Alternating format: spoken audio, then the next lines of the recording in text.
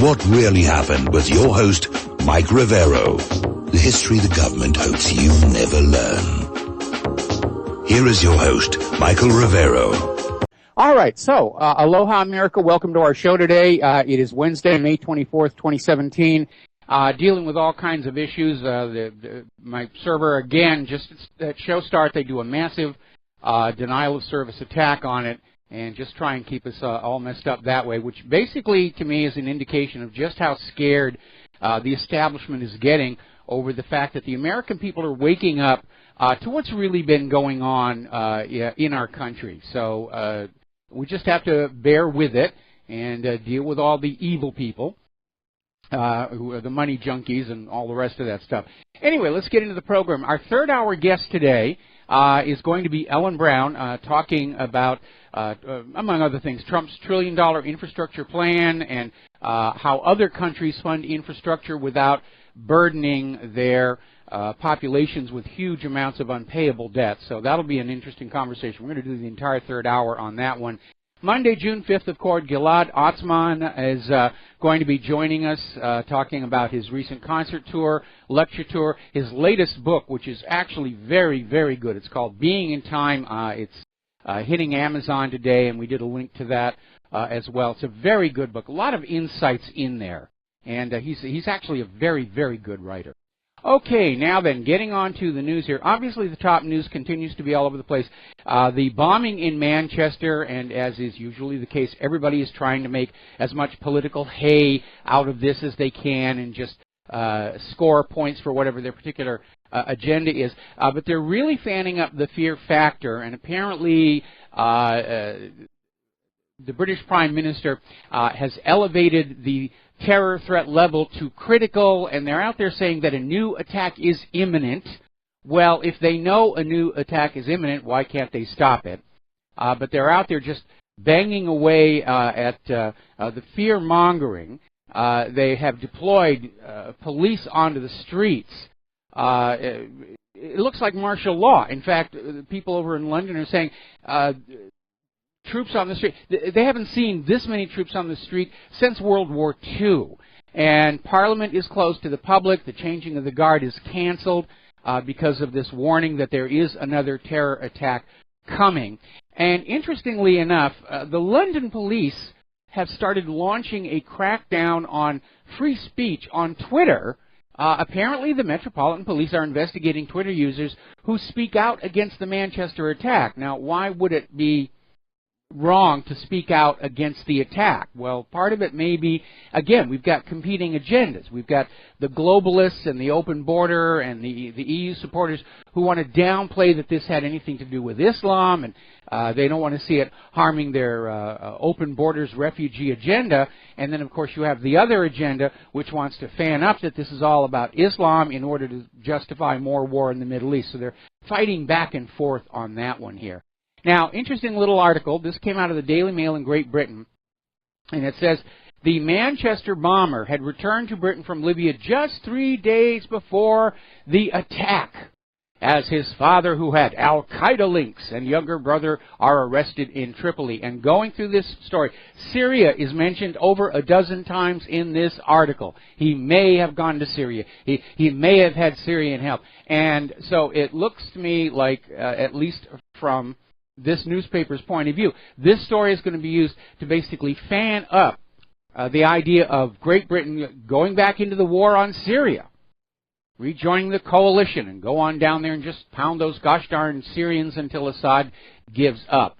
Now, another little article, this came out of Land Destroyer, is saying that the UK government was harboring these terrorists linked to this bombing for decades, which raises the possibility that these were actually undercover intelligence assets.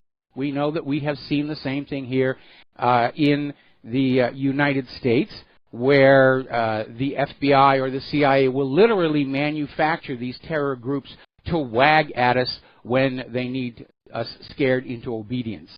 Now, so far, somebody has, in fact, claimed credit for the Manchester bombing, saying that they're ISIS, which you don't really know that. Somebody picks up a phone or sends a fax and says, I'm ISIS, we did it, come and get us. And the timing here is, in fact, rather suspect, because you've got Donald Trump in Israel bowing to Netanyahu and talking about peace, even as he dumps billions of dollars of weapons into the area. Of course, very, very convenient for Netanyahu, we have another one of these terror attacks to support his agenda. Now, musician and songwriter Morrissey is out there basically saying he's chastising politicians, saying they're petrified to admit Islamic extremism behind the terror. And again, we have these two clashing agendas. One is to fan up, it had everything to do with these Middle Eastern Muslim countries, let's go and make war. And on the other side, you've got the open borders people trying to say, no, it's got nothing to do with Islam, it was just a crazed lone nut assassin. Although, as of last report, British police have arrested 5 people, 5 perpetrators on this. Now, we're going to do a quick shout out to our on-air affiliates who are just rejoining our network.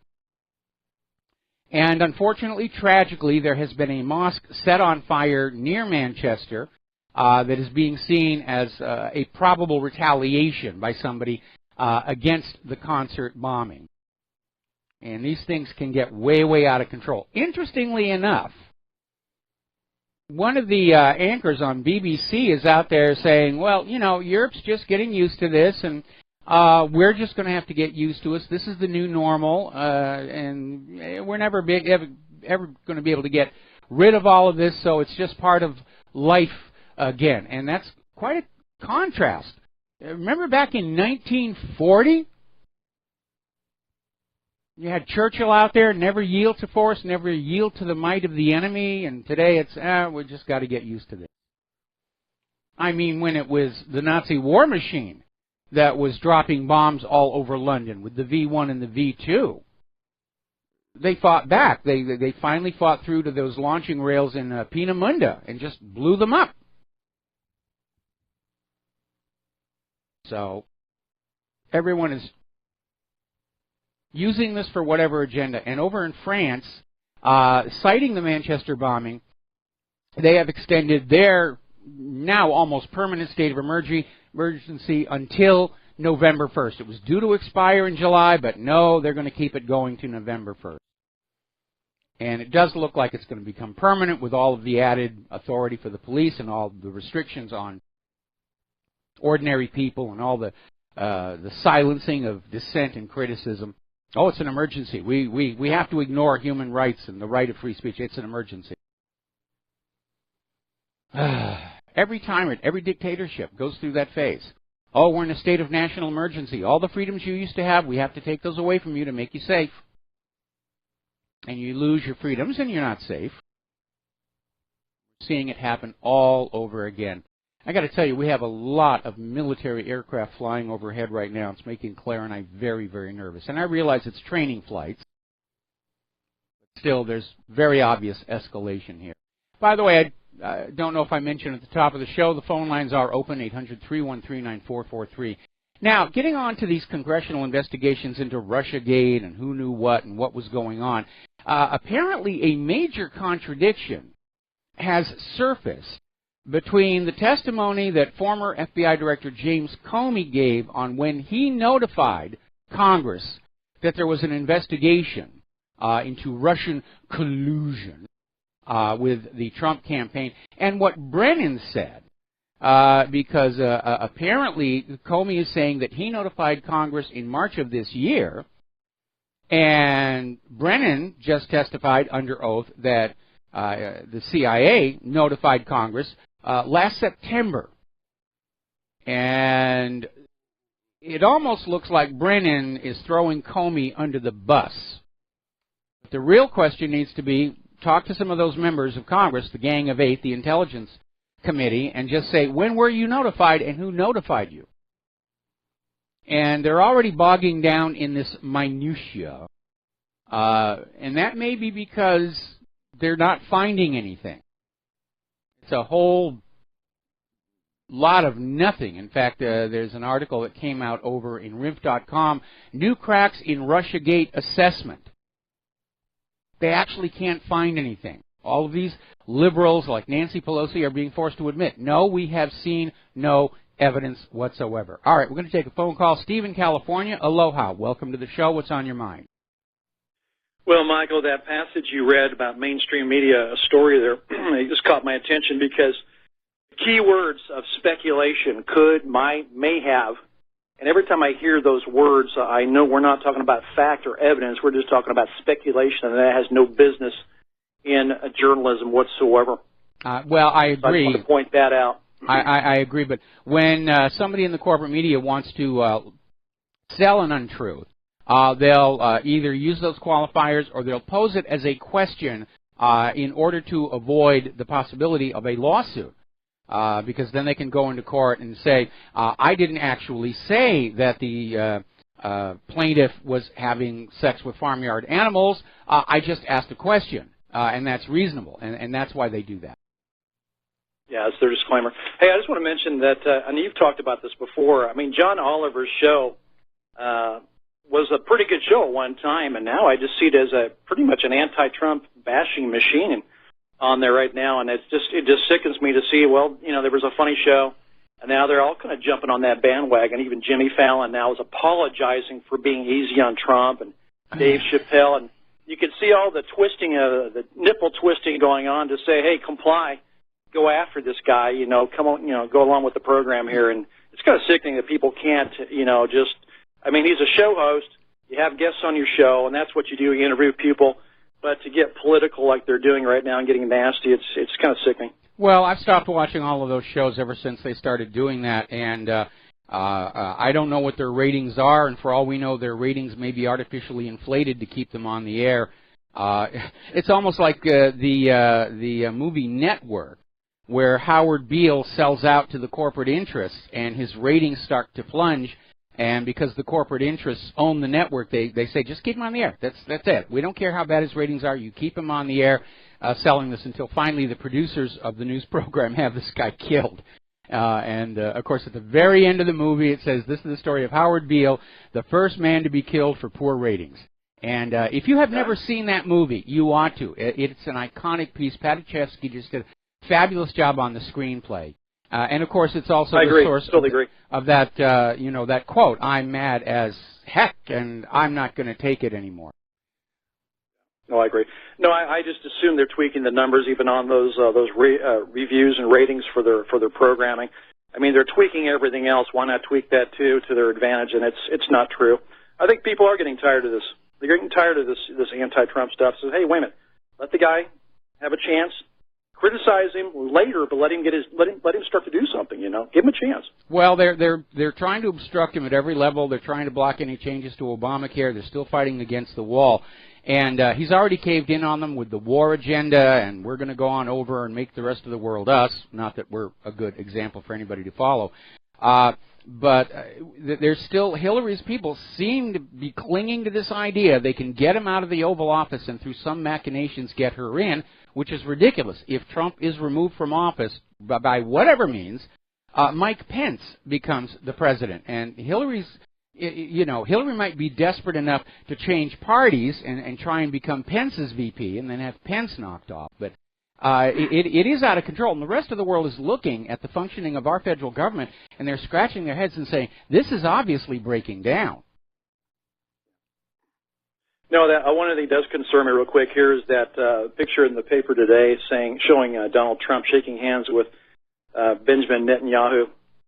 I'm a little concerned about that, you know, that whole Israel thing, and that seems to be growing stronger, not pulling away, and that concerns me.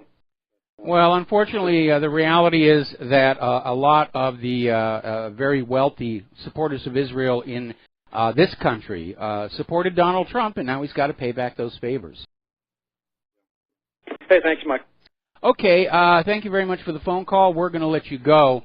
Now, a little bit of good news coming on out there. Apparently, Joe Lieberman is now off the list of possible FBI directors. I know when it was said that he was being considered, he was even at the top of the list, and everybody was just screaming what an utter disaster that would be for the American people. But apparently, for whatever reason, he is now off the list. He's not being considered for FBI director.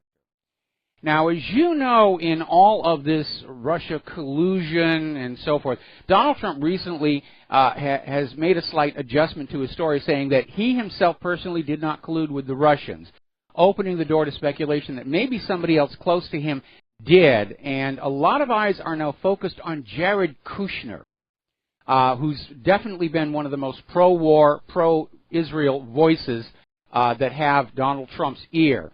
And there is some talk going on that he is, in fact, a person of interest in this Russian collusion investigation. But there's a lot more information starting to surface about him that makes it look like he may not be in the White House much longer. And again, there is word there are going to be 3 more firings of the White House staff in the near future. And apparently Jared Kushner did not disclose his business ties to George Soros, to Thiel, and to Goldman Sachs. And apparently he owes over $1 billion in loans. And so obviously that kind of an obligation, whoever he owes that money to, they're going to call him up and say, tell Trump this. And Jared is going to say, yes, sir. Give me a little more time on my loan repayment, and I will feed that into the president's ear. So there's obviously an issue there. And we've mentioned this before, but it's worth repeating. This whole Russia bashing everything, it's falling apart. And key Democratic officials are now warning the base not to expect any evidence of a Trump-Russia collusion. They actually oversold that. And the Democrats are saying, where is it? Where is it? You told us that Russia and Trump were working together to get rid of our Empress Hillary, and we're waiting. Where's the evidence? And the Democratic leadership is saying, well, actually, there doesn't seem to be any. We just thought it was likely because Russia liked Trump, ignoring the fact that all of the election fraud that was discovered favored Hillary last year. But it's starting to come apart.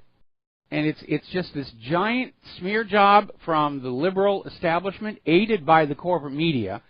And once again, the corporate media is winding up with egg on their face.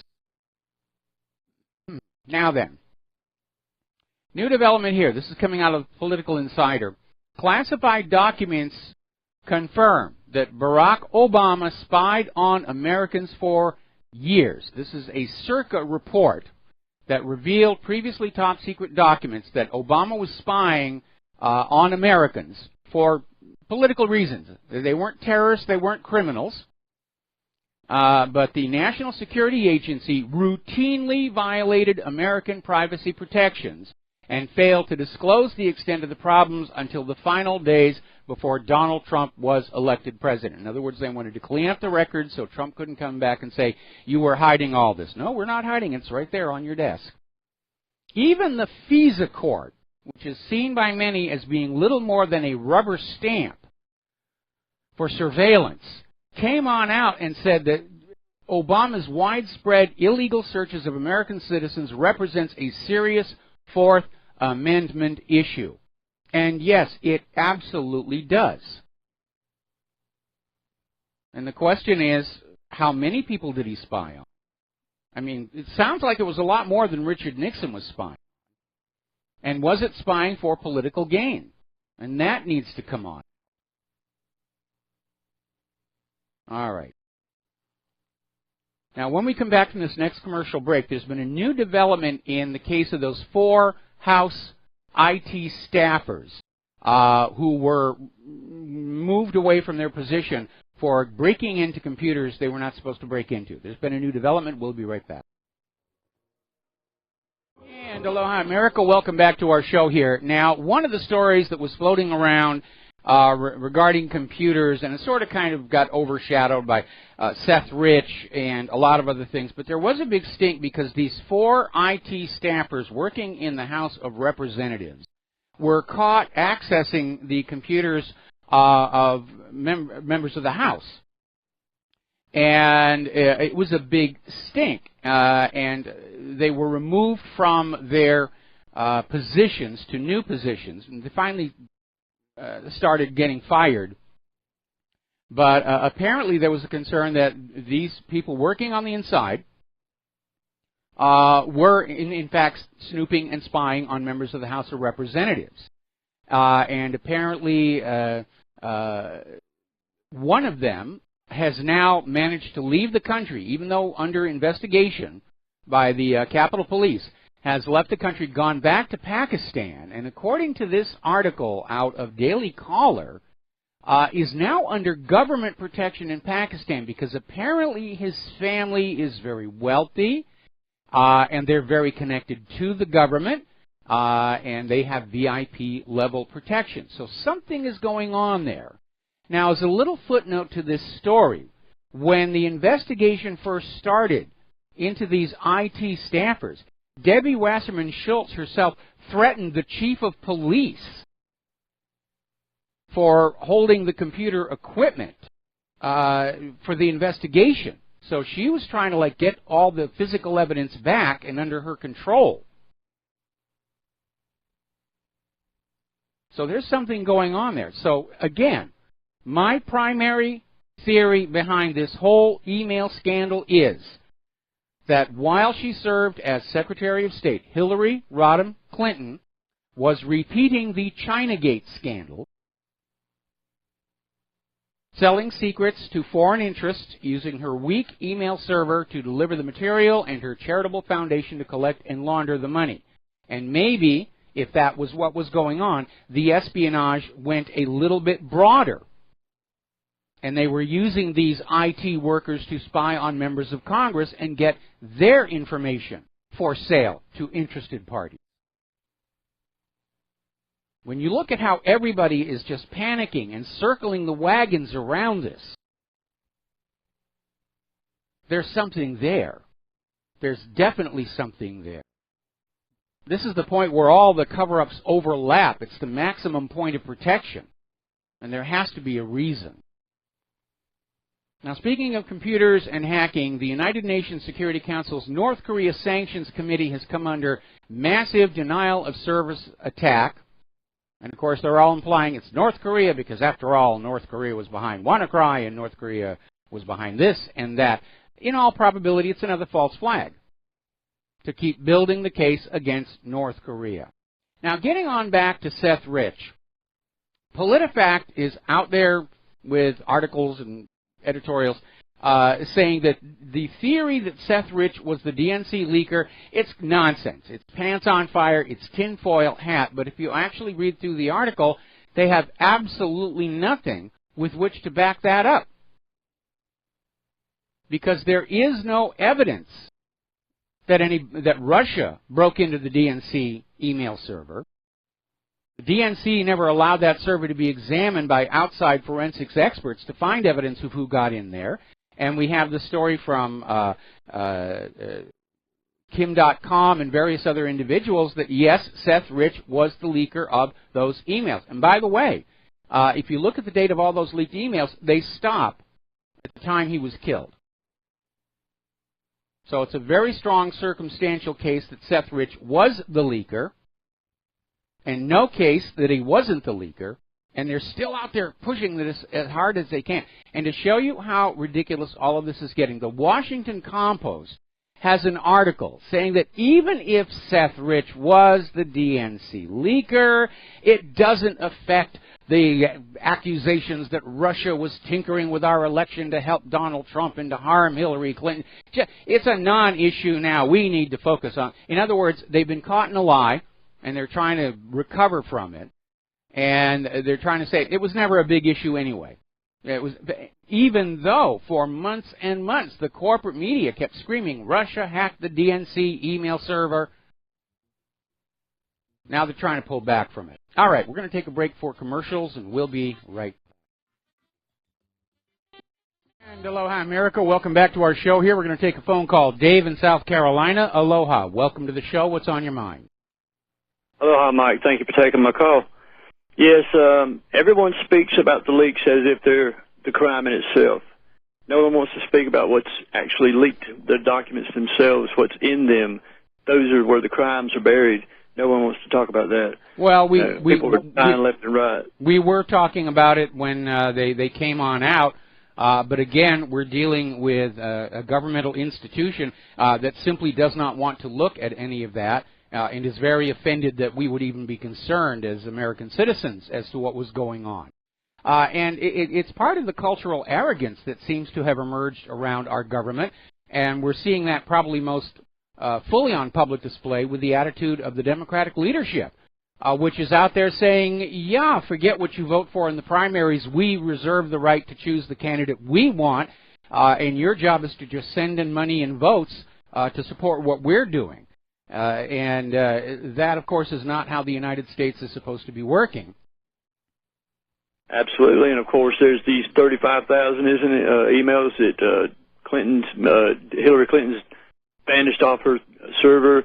No crime committed there, you know. And Huma Abedin's sharing the laptop with Anthony Weiner, 600,000 of them or something like that on there. Yes, that's amazing. Yeah, I mean, what's hidden in there? We don't know. We're not being allowed to see what was in those emails. It's all very classified national security. And again, if I am correct, and if in fact Hillary was running an espionage operation through all these computers and the email server and the rest of it, the entire government is going to try and keep that story buried, because a scandal on that scale would bring down the entire government. That this was going on, and that the rest of the government knew it was going on, and were protecting her. And again, we look back at James Comey's press conference on the FBI investigation, and he went down the list of felony violations of Title 18 that she committed.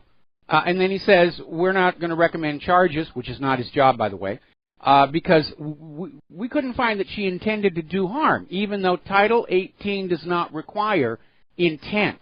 It says right there, negligent exposure of classified information outside secure facilities is a felony. It's a five-year prison sentence. And Hillary did it with her email server. Huma did it with the laptop. And none of these people are being charged or sent to jail. The goal here is to try and make this all go away. And frankly, it feels to me like they are very, very scared. Comey was actually on the board of HSBC during the laundering. Yes. They got a deferment, and the special prosecutor in New York City at the time was Loretta Lynch. Yes. Nobody wants to talk about that, you know what I mean? Well, so, of course, there's a little bit of conflict of interest there. Well, that is, of course, a peek into the real rotted core of all of this, and that is the CIA's drug running out of Arkansas. Well, they've been running drugs all over the place, but specifically relative to the Clintons and the Bushes, the CIA was running this covert operation out of Arkansas under then-Governor Bill Clinton. They were manufacturing untraceable military weapons, smuggling them down to Nicaragua, paying for it all by smuggling tons of cocaine back into the United States of America to sell to our children. And Bill Clinton provided operational security, kept the state drug investigators away from the airports that were being used. And he set up a little money laundry involving land flips and banks and the Arkansas Development Finance Authority. And they all got very, very rich in the process, enough money where they could basically start making a power grab for the highest levels in the U.S. government. And for the American people to find out, after all this propaganda about the war on drugs and drugs are bad and you shouldn't do this and you shouldn't do that, to find out that the U.S. government itself is neck deep in the illegal drug trade. That, too, would bring the entire government crashing down. I have to be very honest. I'm rather amazed. History Channel is running a show, or about to run a show, in which they actually talk about how the CIA was smuggling cocaine into the United States of America. And it's a shame that Gary Webb is no longer with us, because he first broke the story in the corporate media, in the San Jose Mercury News, with his series Dark Alliance, about how the CIA was bringing cocaine into the United States of America and was the actual cause of the crack epidemic that was happening. And it was all to make money for these covert... Freeway Ricky. Yeah, Freeway Ricky Ross. And... You covered all the bases there, and of course there's a blood slick from Arkansas all the way to D.C. with these people.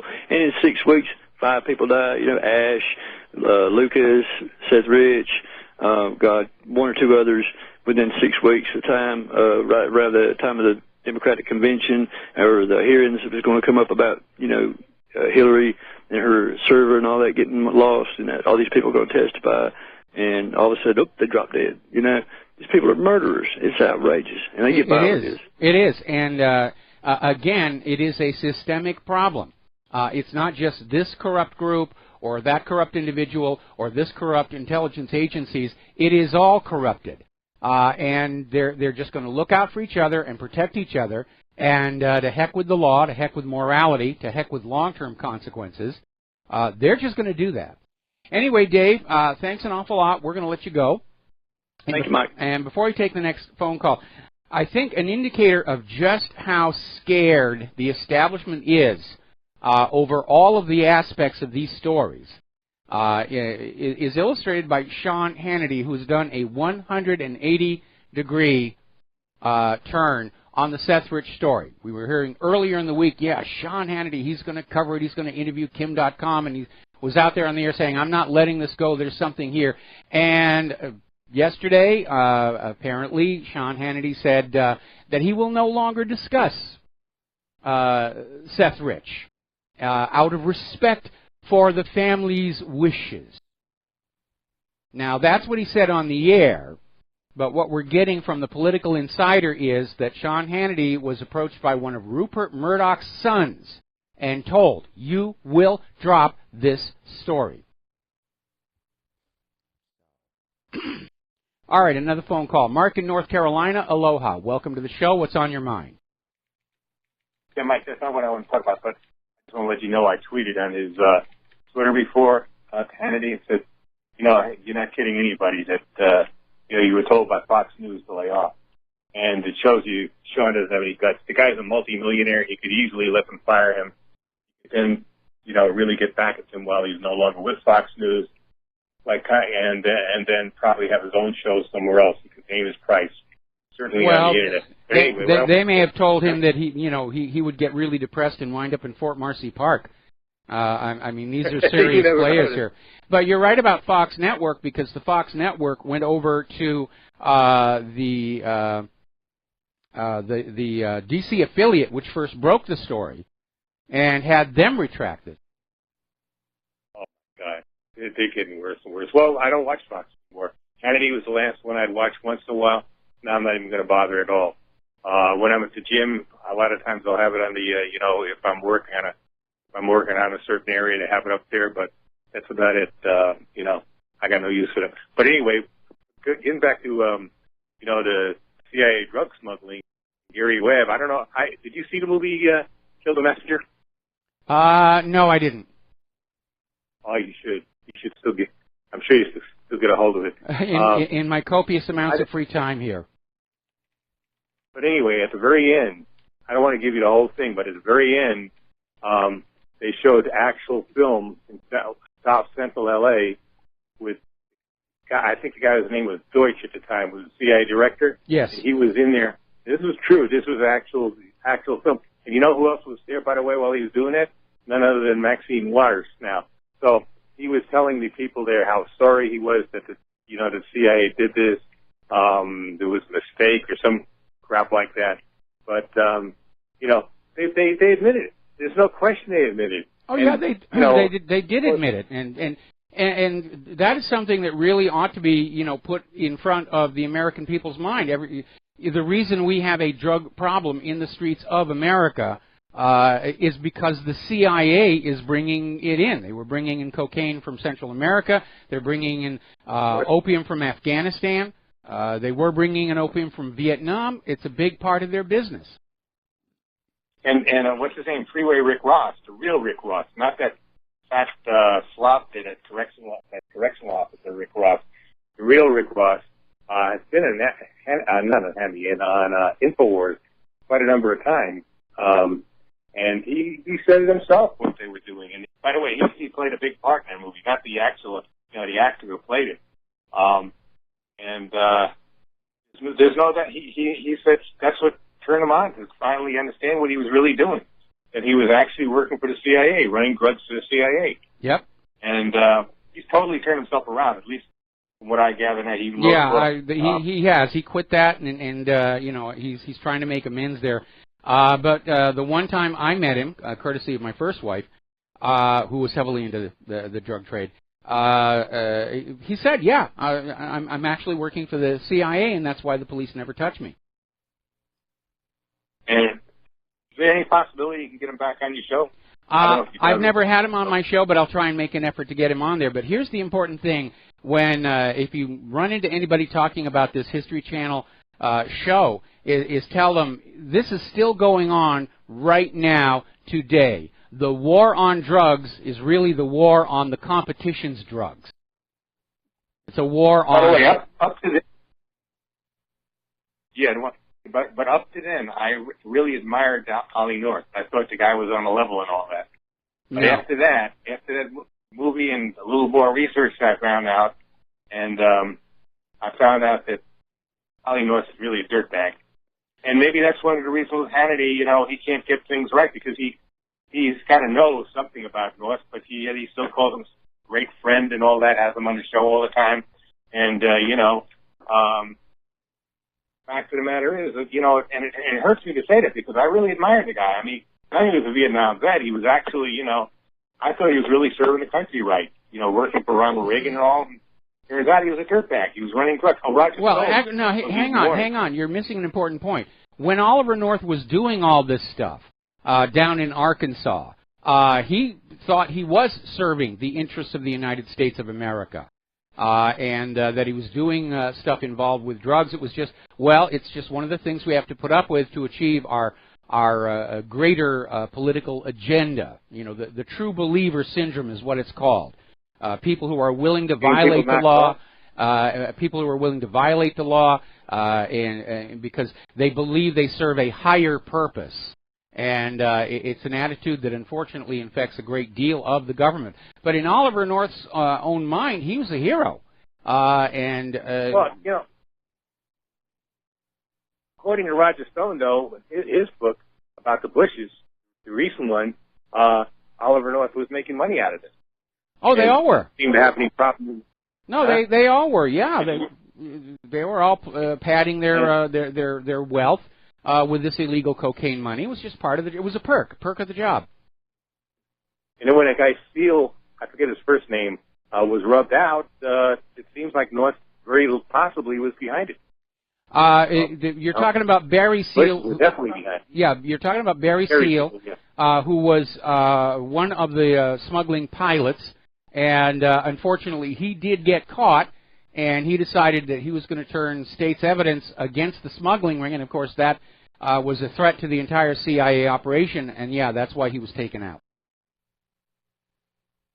I mean, this is it's unbelievable. I mean, this is a dirty government, and the CIA is right at the heart of it. Matter of fact, I think the CIA, I don't know if I've told you before, but I believe the CIA is one of the most evil organizations on the face of this earth.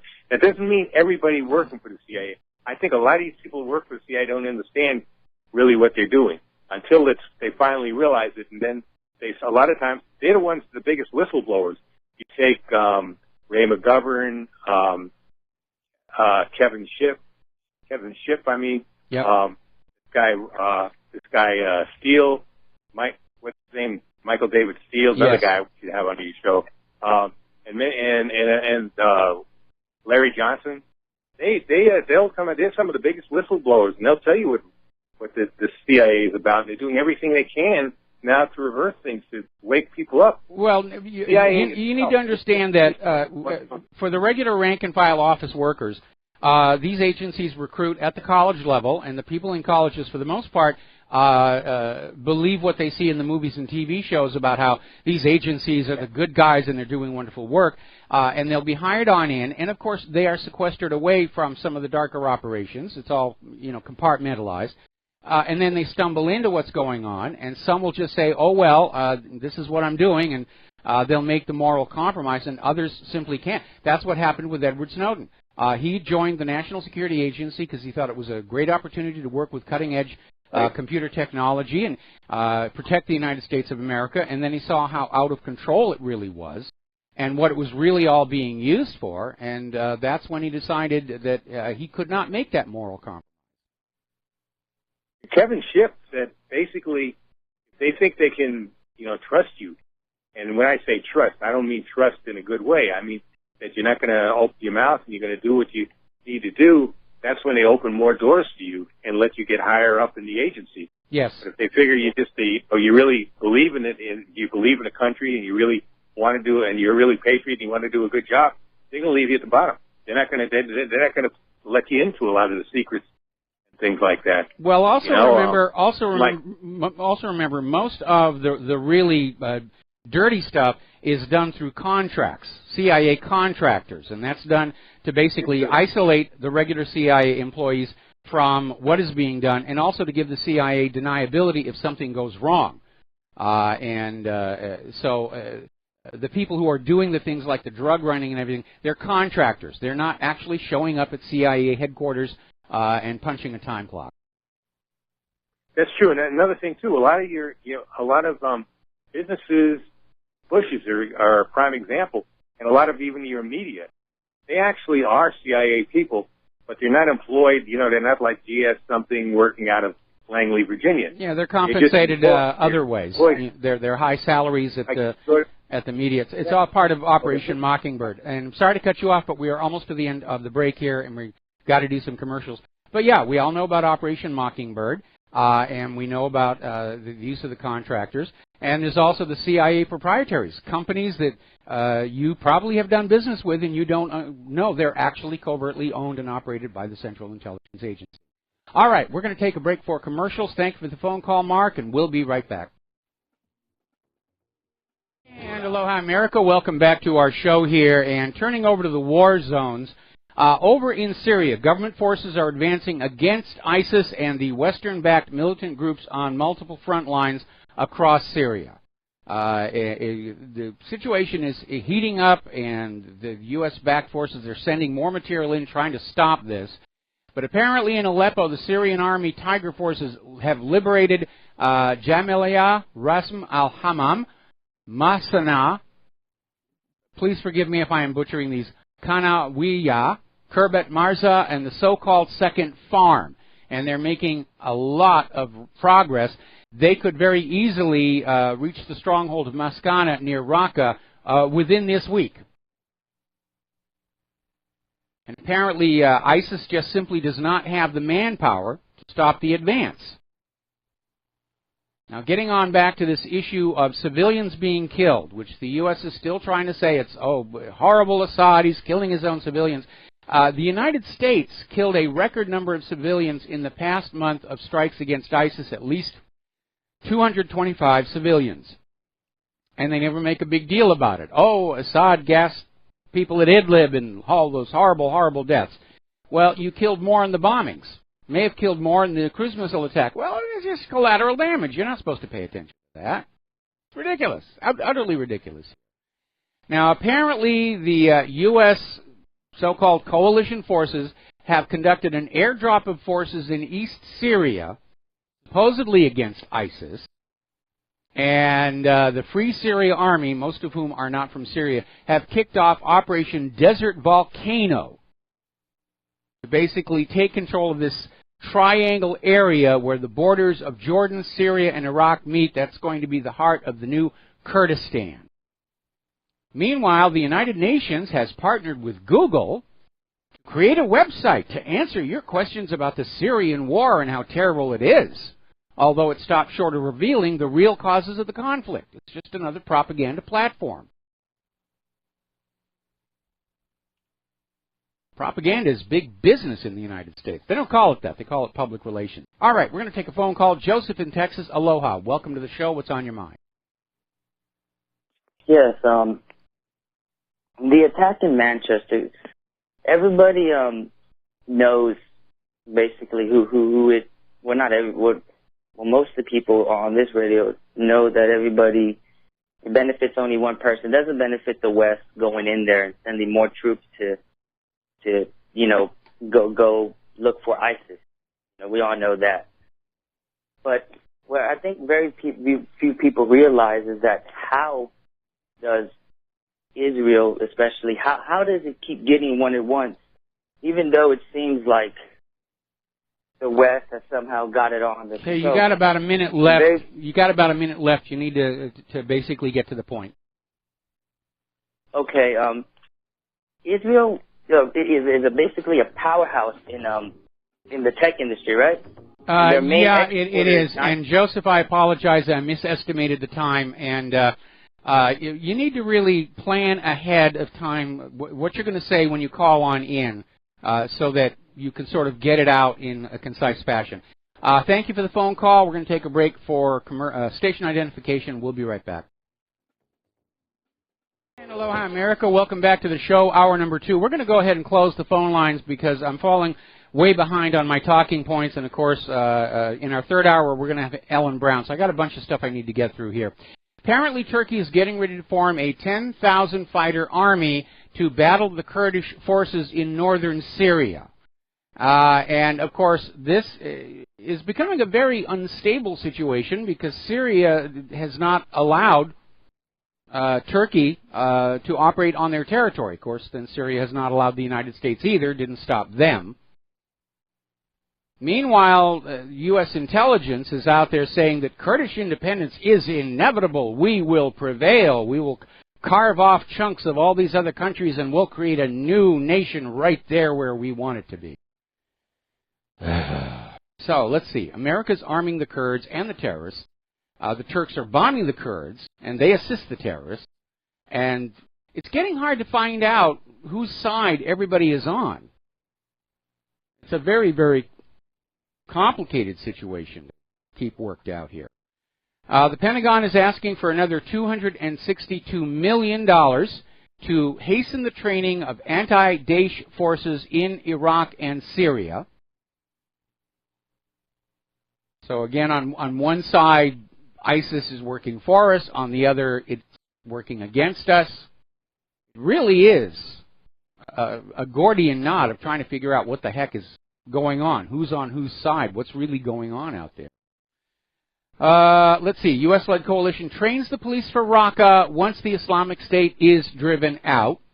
And they're celebrating how they've created a new civilian police force, U.S.-trained. Which is interesting because normally that would be considered the function of the Syrian government to be training the civil police. And in any event, it looks like the Syrian government may be in Raqqa by the weekend.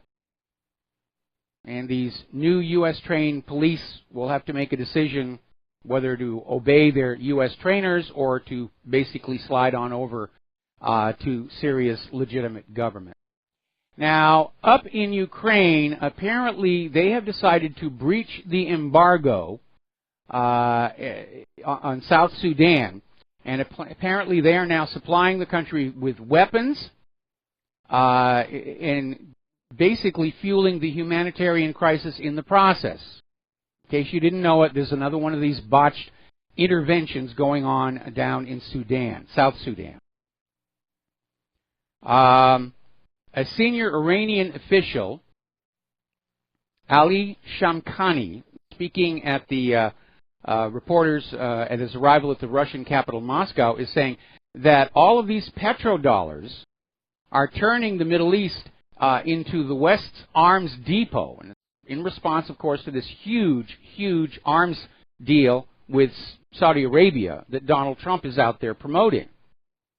And it's kind of interesting where you have the gun grabbers in this country want to shut down the manufacturers of civilian weapons, saying that, well, if the civilian weapons are out there, then gun crime inevitably is going to go up, which is not always true. And yet here, it's okay for the military weapons. Yeah, we'll sell them everywhere, and if a war breaks out, it's not our responsibility. We just sold the tools. That's all here. Ron Paul is out there saying that, yes, in point of fact, Iran is now in the crosshairs, Saudi Arabia as the U.S. proxy. And he says, unfortunately, sadly, the neocons are still writing the script for the U.S. government. And unfortunately, Donald Trump is going along with it, for which we are all very, very disappointed. Now, here's an interesting story, and they're making a little bit of a big deal out of it. It's over in the Daily Mail. The U.S. Defense Secretary James Mattis apparently was not consulted by the generals who dropped that mother of all bombs. Apparently, he was caught by surprise that it was used, And it probably shouldn't have been, because witnesses on the ground are saying it's nowhere near as powerful as claimed. But technically, yes, lower-level generals can deploy whatever non-nuclear weapons they want to do. But it seems like there may be some issues with the chain of command, and that more and more we're seeing the Pentagon itself act independently of the chain of command, of the Secretary of Defense and of the President. Now, up in Afghanistan, one of the big reasons for all this new talk about a new U.S. escalation in Afghanistan is the claim that Russia is arming the Taliban. We can't settle down Afghanistan because Russia's arming the Taliban. They're coming back in. It's their revenge for the U.S. driving them out of Afghanistan back when. Unfortunately, like so many other headline-grabbing allegations, there's no support for it. And apparently the Defense Intelligence Agency has finally stepped forward and admitted to the Senate there is no physical evidence that Russia is giving arms to the Taliban. It's just another big, fat, war-starting lie. All right, we're going to do a shout-out to our on-air affiliates who are just now rejoining our network. Now, over in the Middle East, Donald Trump has been making a lot of news, a lot of headlines here, trying to apply the art of the deal in the Middle East. He's selling wars and terrorism. And a lot of people are very, very critical with it. That he's out there talking about peace, at the same time he's selling the machinery for war on a vast scale. And Trump's style, his throwaway comments during his campaign, were very entertaining. But apparently now that he's president, it's being seen quite critically by the corporate media. And by the way, yes, 80% of the corporate media coverage on Donald Trump is negative. They've been keeping count. The corporate media does not want Trump to be there. It's hard to say they're just carrying a grudge from Hillary's loss, or they may very seriously be trying to lay the foundation for Trump to be a single-term president in 2020. But one thing is very obvious to anybody looking at the corporate media, especially this slapdown of Sean Hannity. The corporate media has a bias, it has an agenda, and it's not keeping the public fully informed. Now, meanwhile, Rand Paul is planning to get a vote in the U.S. Senate opposing this Saudi weapons deal, because a lot of people are very unhappy with it over the fact that Saudi Arabia doesn't really have a good human rights record. Saudi Arabia has been committing humanitarian disaster in Yemen. And it is another case of a flip-flop, because it wasn't all that long ago that Donald Trump claimed that Saudi Arabia was behind 9/11. Now, maybe when he was over there in Israel, Netanyahu whispered in his ear, actually, we did it, so you can go ahead and sell the weapons to Saudi Arabia. But it is a rather strange accommodation. Now, as you know, they're talking about an Arab NATO, a unified Middle Eastern military cooperation, if you will. And basically, Peter Ford, the former British ambassador to Syria and Bahrain, is saying it's a myth. It's not going to happen. He says the Saudis and the Emirates would never dare put their troops onto a battlefield in Syria or Iraq out of fear their troops would mutiny and join ISIS. Apparently things aren't all that stable in those countries either, and their military is having problems with their leadership. Now, Robert Fisk, who's an English writer, journalist, has come on out and said the reality is it's Saudi Arabia and not Iran that is the fountainhead of terrorism. Now, I think his list is a little bit narrow. We know that the U.S. sponsors terrorism. We know George Soros sponsors terrorism. We know that Israel's behind much of the terrorism we see in the world. But when the U.S. wants to invade a country, it starts this campaign of propaganda. They abuse human rights. They're anti-Semitic. They support terror. They have nuclear weapons. They have poison gas. And just down this laundry list of all the things until finally everybody says, oh, it's such a horrible place. Of course we have a right to wipe them off. But we've heard it so many times, it really isn't getting a lot of traction. And I'm sure that the internal polling is showing that. The American people just aren't buying this stuff anymore. We've heard it too many times before. And it turned out to be a lie. Now, over in carbonated TV, they're making a point that Trump's Israel peace message is useless as long as we go on giving Israel weapons, because of Israel's long track record of aggressions against its neighbors. And apparently, this is over at Blacklisted News, Russian journalist is asking a question that a lot of people have been asking. Why doesn't ISIS ever attack or threaten Israel? And, of course, Assad is out there saying that it is Israel supporting all the terrorists in the region.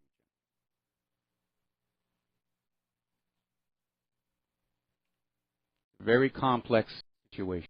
Now then, over in the Philippines, in the city of Marawi, apparently ISIS is trying to take control of the city. Duterte's had to declare a national emergency and martial law, and the latest story is that ISIS may have succeeded in taking over that city.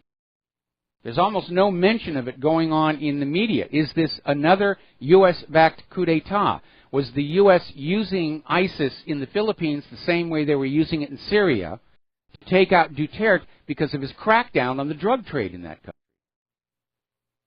Because remember, the U.S. and the Philippines, they were all friends, everybody's all hugging each other, and we're all good. And then all of a sudden, Duterte looks at just how out of control the drug problem is in his country, and he starts a very harsh crackdown on the drug dealers. And remember, Obama went on over there and said, no, you can't do that. And in a single stroke, just absolutely destroyed the friendly relations between the Philippines and the United States. And now we have ISIS is over there trying to take over the country. It's things like this that lead us to describe the U.S. government as a narcocracy. In other words, the drug trade, the CIA drug trade, is the primary driving force of everything that's going on. I'm very alarmed at how much I'm hearing about the summer of rage, of riots, of revolution, of civil war. And those are things that I have been trying to find a way to avoid for going on 20 years. It is starting to look like it's inevitable, and we should all be making the appropriate precautions to protect ourselves and our loved ones.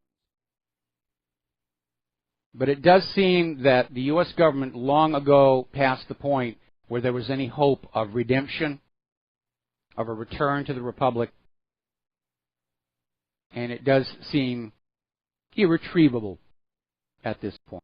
And it's a very, very sad thing to be hearing. All right, let's turn to the economic news. Apparently, the latest bailout for Greece has failed. And as a result of that, Greece is now looking at a default. Athens is on the verge of going into bankruptcy, and apparently this will actually take them out of the European Union. And we knew this was going to come sooner or later because the last several bailouts for Greece were simply loans to help them to pay back the earlier loans. None of that money went to benefit the people of Greece. The people of Greece are being looted and plundered to please the bankers. And they will do it to every country that they get their hands on. We're seeing it down in Venezuela. We saw it in Cyprus. We're seeing it here in the streets of America. They literally are addicts to money, addicts to wealth. And even worse, they cannot feel that they are wealthy unless they look out the windows of their palaces and see that everybody else is poor. And they wield so much power over the rest of us through those private central banks. And apparently, even in the European Parliament, some of the members of the Parliament are saying this has gone on too far with Greece. And they're lashing out at Germany's finance minister over his obsession with more austerity on the people of Greece. And they're saying Greece has been destroyed by all these cuts to pensions and public spending. And it's suffering under a debt burden it cannot ever pay off. And that is exactly what's happening. Now, meanwhile, in the world of Bitcoin, Bitcoin has gone above $2,400 after the China downgrade. Moody's has downgraded China's rating from A1 to AA3 over their slowing economy and growing debt. And that shot Bitcoin up even higher. And I think I'm joining a lot of people in concern that it is in a bubble. And so if you want to get in and ride it for a little way and get out, but if you get on in and you expect it's just going to keep going on up forever, it isn't. At some point there will be a correction. There has to be. It's the way these dynamics work. As I said before, Moody's has downgraded China from an A1 to an AA3 over concerns of their slowing economy and growing debt. And the outlook is basically from stable I'm sorry. They're citing concerns to support growth, and it's supporting debt growth across the economy. Let's see. All right, let me go back on that one here. Basically, some of the things that are happening in China are a cause of concern. And China is in the process of trying to deleverage some of their exposure. It's cutting into the bank's profit margins. And apparently, interbank credit risk concerns have pushed the bank's cost of borrowing beyond the rate they charge their customers for loans for the first time in history. In other words, when the Chinese banks are making a loan, they're actually losing money because they're having to pay more for that money they're loaning out than they are getting from the customers. And that's a very, very troubling sign. Over at Marks & Spencer, their profits have tumbled 64%. It's another sign of the retail Mageddon. Here in Hawaii, we've been talking about how consumer debt is skyrocketing. 1/4 of American people cannot meet their month-to-month bills. They're being forced to rely on their credit cards, going deeper and deeper into debt, which, of course, central banks love. The more debt, the longer they can keep the Ponzi scheme going. But it is at record highs, 2008 highs. And apparently, because of our high cost of living here in Hawaii, we have the second highest consumer debt per person in the nation. And it is out of control. It is out of control. There's really only one way to solve it. Well, there's two ways. The first way is just let it all collapse. The second way is we need a jubilee. We need a reset. Just write off all the debts and say we're starting from scratch right now, and the economies will take off. But it is that huge and growing unstoppable debt and its awareness that is taking all these economies down. And the reason is because lying at the heart of the private central banks is that deep, dark secret that by design, private central banks create more debt than money with which to pay the debt. They use that awareness of debt to control nations and their people. And the debt will grow and grow and grow. It doesn't matter how hard you work, how much you sacrifice. Look at what's going on in Greece. Eventually the debt crashes the system.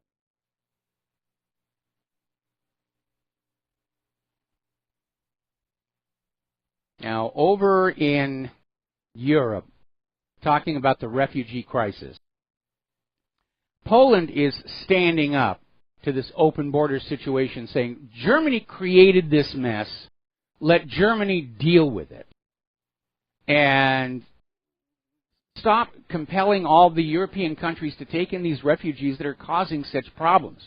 Brussels, meanwhile, is out there literally talking about charging Poland thousands of euros for every refused refugee. just pushing that globalist agenda. We'll be right back. And aloha, America. Welcome back to the show. We're talking about immigration, refugee problem. And apparently, Mark Zuckerberg, the CEO of Facebook, he's now doing his impersonation of Bill Gates. He's using his wealth and his influence, his power, to place himself on the global stage, deciding what is best for the rest of us. And apparently his Open Borders group is out there saying that enforcing immigration law hurts public safety. And this is a talking point that we have heard from several people, the pro-immigration, pro-refugee, pro-open border people. They can't actually document that is the case, that enforcing immigration law somehow is a threat to public safety. Not enforcing immigration law seems to be the bigger threat when you look at the crime spree that is going across Europe right now. Sweden was finally forced to admit that right now 90% of all their gun shootings are being done by the refugees. They've got an out-of-control rape epidemic going on. These are all threats to public safety.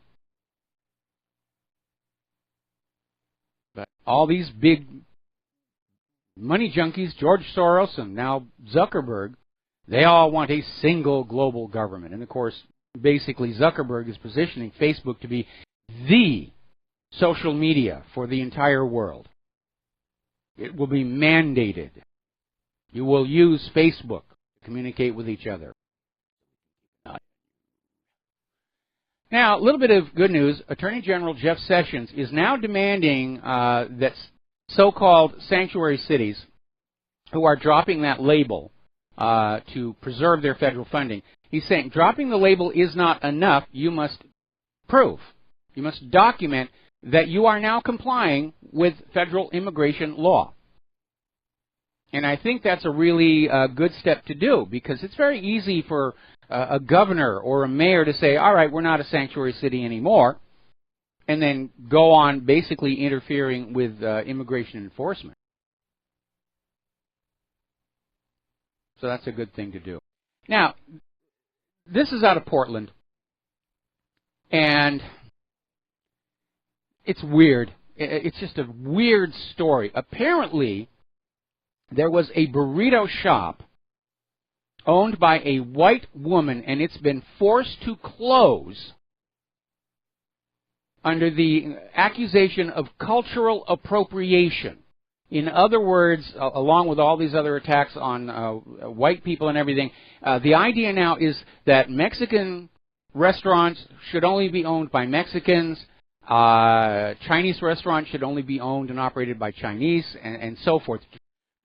Try and create this idea that some of these refugees will now have business opportunities because they're going to set up these various retail-themed restaurants that are now being denied to the indigenous population. But I mean, this is political correctness run absolutely wild. This idea that a white person can't, just for the heck of it, have a French pastry shop or a Chinese restaurant or a Mexican food place or a Thai restaurant, that really is way, way over the top. And it is discrimination.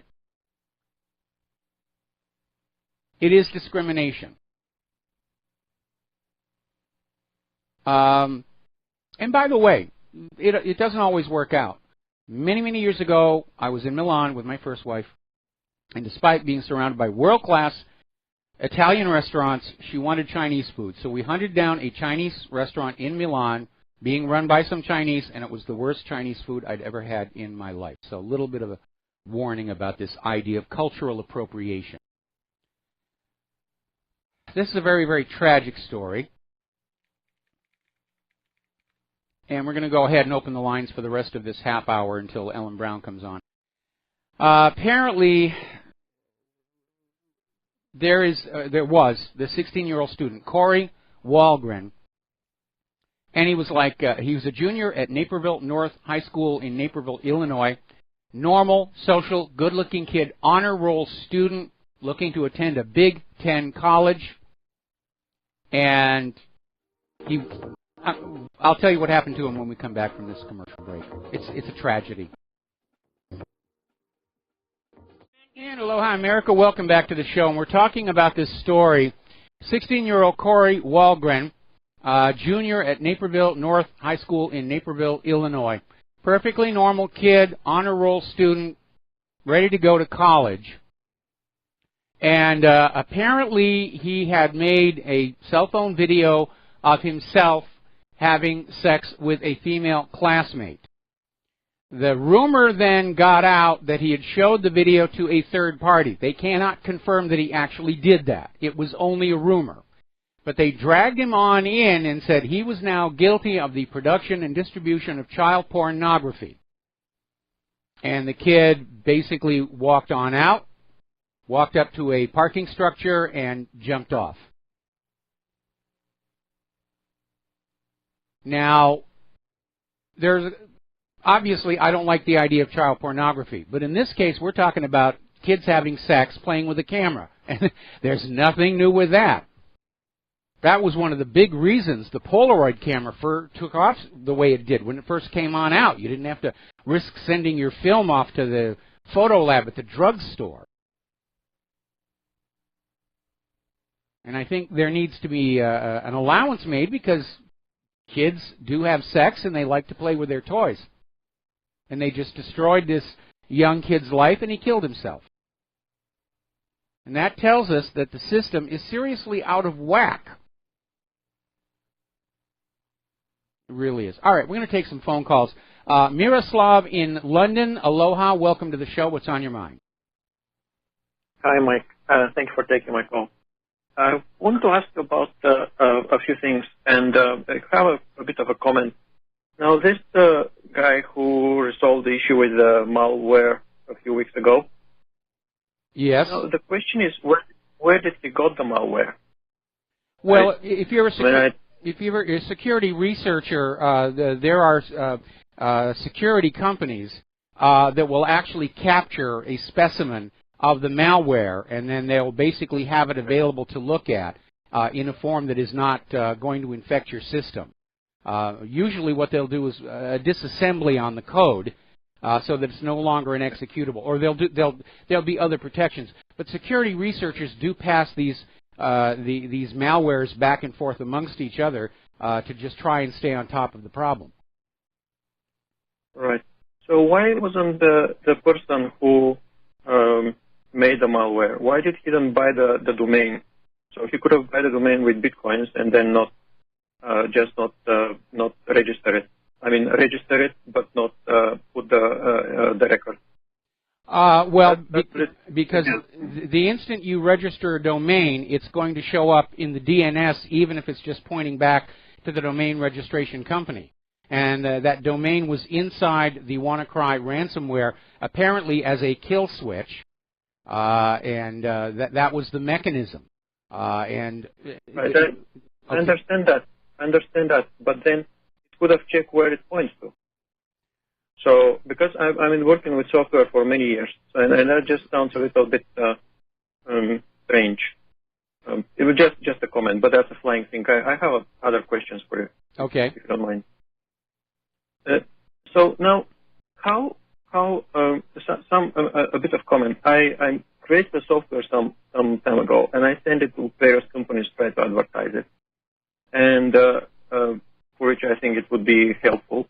And it turns out people are afraid to try, just because of malware, and it's perfectly excellent software in my opinion, but people are afraid to try it. So how would you go about, if you have any ideas, how to kind of tell people how to put any kind of trust so that people will try it and see if it works for them?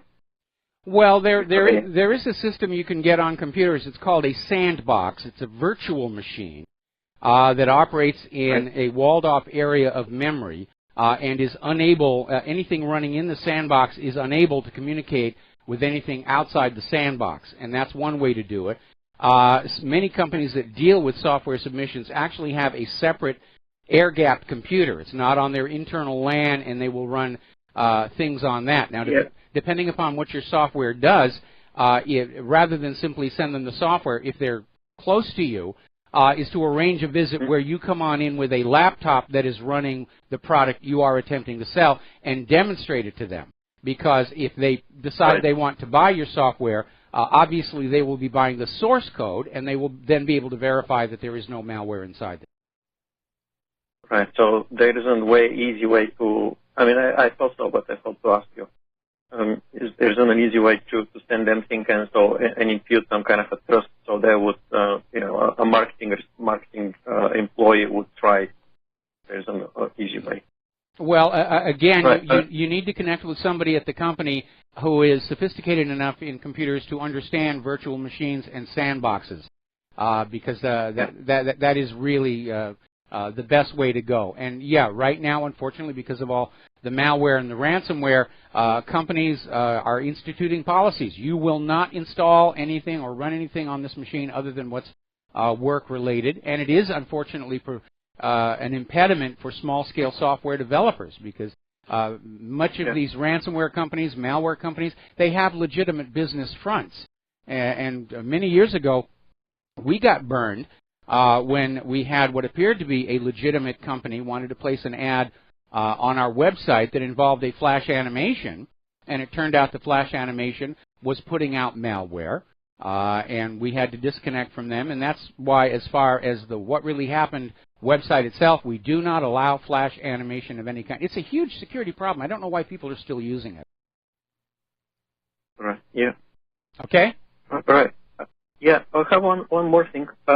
So a couple of days ago, because when I received the feedback from people that they're just afraid to try the software and there is no way I can persuade them to do that, what I did was I opened, I took a piece of another software of mine, and what I did, I checked the digital signature. It is fine. So then I went and corrupted it, and I checked the digital signature with properties window, and it is now corrupted.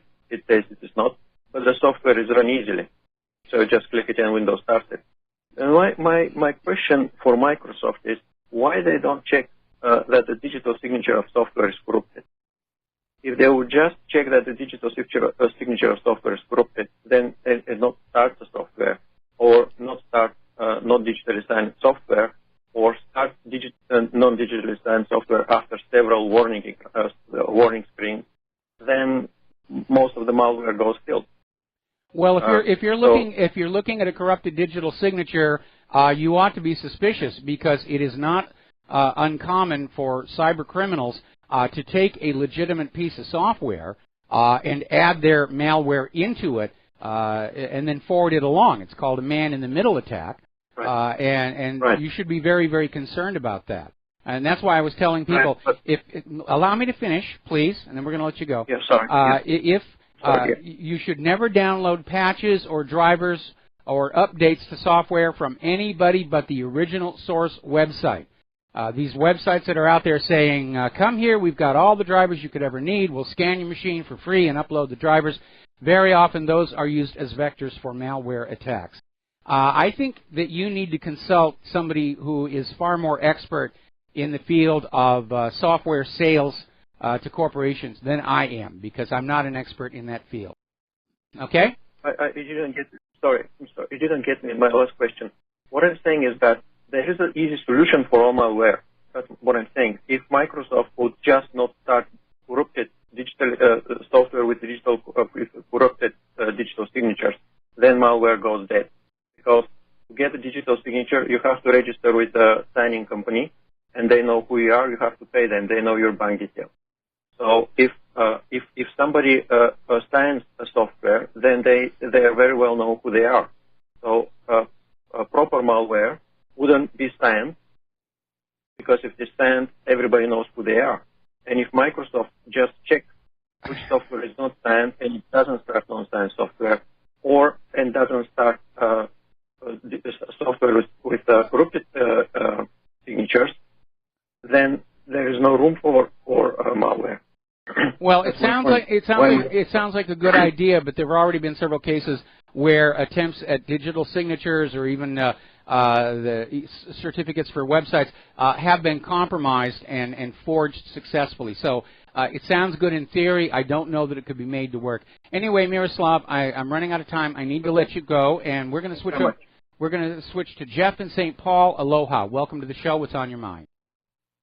Hey, talking about cultural appropriations, I'm a cab driver, Irish heritage, and about 10 years ago, my sister works in a deli that has a partnership with a Chinese food chain, so they lease a little space for their woks and refrigerators, and they have a little display case. Christmas week, one of the cooks just takes off his apron, hands it to the boss, and walks out. So the guy says to my sister, "Where am I going to find a wok cook on Christmas week?" And my sister says, "Well, my brother's a cab driver. If you call him, he'll come in and try to help." So they call me. I come in, learn how to be a wok cook, right? Yes. And I did good. It's a great way to cook. Well, after a year or so, I went and applied at a Chinese restaurant, and they refused to hire me because I wasn't Chinese. I says, "Can I come back and show you how I can do all your recipes? I already know them. I can know them by heart." No. And so maybe I need to start a place called the Irish Wok. That would actually fly. That would actually fly. You actually would have had a case of job discrimination on the basis of race, but again,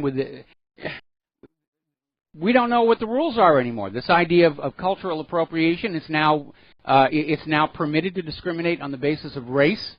Boy, what a major setback for social progress in this country.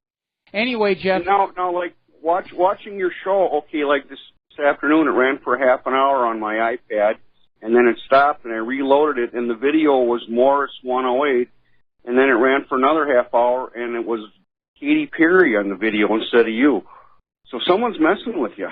Are you talking about BAM user, or where are you trying to watch it? Well, what really happened? And I placed for about a half hour, and then it crashes, and then I load it up, and there's another video on the screen. Okay. Yeah, well, we are getting messed with on a major basis, and I found in Pride Loose one real major headache earlier today. It's why I was a little less than prepared for the show, and I got to look for another one after the show is over. And it really is it's out of control. The cybercrime problem is totally out of control. Anyway, Jeff, running out of time. I got to let you go. Talk to you later. Nico in Southern California, aloha. Welcome to the show. What's on your mind? Aloha, nui nui. Aloha, nui nui. So, on cultural appropriation, my family is Italian. We actually had a very well-known Italian restaurant in Southern California for many years. Presidents, actors, the Rat Pack, they all came in, What was it called? I just think that it's ridiculous. It was called, it's called Petrocello's. Oh, I think I remember that. Yeah, that's my family's restaurant. It closed in 1997. Oh, okay. Yeah, so and then it was out towards Riverside. There it was, it's got a really good story to it, but the reason for calling is that, I don't know, since as long as I could remember, we had a very broad spectrum of nationalities working in the kitchen. A lot of it would be your typical Southern California workers, say, probably Mexican or from south of the border. And I just think that if they really wanted to push cultural appropriation and only certain kind of people can make only certain kind of food, I think like every restaurant in the country would have to shut down. Quite frankly, I think it's the stupidest thing I've ever heard. I absolutely agree. Anyway, Nico, got to let you go. Running out of time. We're going to take one more phone call, then close the lines, try and get some news before Ellen Brown joins us. Alex in San Antonio, aloha. Welcome to the show. What's on your mind? Aloha, Mike. I was calling because I'd like to talk to you a little bit about the perceived bubble that I think Bitcoin is in. I'm not sure if you're familiar with how it works, but I know at one point you said it could have been a way to create a key, but there's a blockage in the blockchain. It's literally like an impasse, and there's about 150,000 transactions that are clogged right now, and which means that if there's a pullback, people won't be able to get out of their money because they won't be able to transact. And it's one of the drawbacks that these cryptocurrencies have, because their mercantile exchange is not that huge yet. Yes. It is growing exponentially every day, but it's not at a point where you can trade with it like you would with regular currency, simply because the market for it isn't there yet. But it is going to grow, and it is here to stay. There's just going to be. I'm just advising people because I've been in Bitcoin since it crashed to zero, and I left $5 in there just because I wanted to be cheap. I never knew I would eventually have, a good amount of money built up in Bitcoin. But now that I'm transacting in it and have a coin account, I'm finding that it is very difficult to get out of your position. Like, let's say, someone just asked me for a loan, and I wanted to help them, so I wanted to sell off some of my position, and I literally found myself not being able to. So I would urge caution to a lot of people that are watching this thing go up meteorically. It's gonna come back down the same way. Because even if you wanted to transact right now and get out of it, you really can't unless you found someone to give you actual cash for a USB or a memory card. Yeah, that's one of the areas where the interface with the regular economy is still not well developed. I had a situation a while ago where a competing cryptocurrency was trying to get me on board promoting their particular product, and I was starting to learn how cryptocurrencies work, because I'm not an expert on that, most assuredly. But unfortunately, Hawaii outlawed that particular cryptocurrency, and so I got back out of it. I know it's a tremendous potential. My concern is ultimately that somehow the owners of the private central banks are going to find a way to own the cryptocurrencies as well and use them to their nefarious purposes, maybe even as an entree to the cashless society in place of the U.S. dollar. All right, Alex, going to let you go. Okay, got to let you go. Got to do a commercial break. We'll be right back. And aloha, America. Welcome back to our show here. And speaking of computers and encryption and everything, there is a decryptor for the WannaCry worm that is still out there. Now, the first version has pretty much stopped propagating because of that very clever gentleman in London finding the kill switch domain and registering it so it's on DNS. And the way the first version of WannaCry would work is when it infected a machine, it would go on out over the net and see if the domain existed, and if the domain did not exist, would continue to propagate itself. The second version, the kill switch didn't really kill it, but slowed it down. Unfortunately, now there's a third version out where there does not appear to be a kill switch at all. So apparently, French security researchers Benjamin Delpy, Adrien Guinet, and Matt Sushi put together a ransomware decryptor that works on XP 7 and Windows 2003. We have a link to it on the front page of whatreallyhappened.com.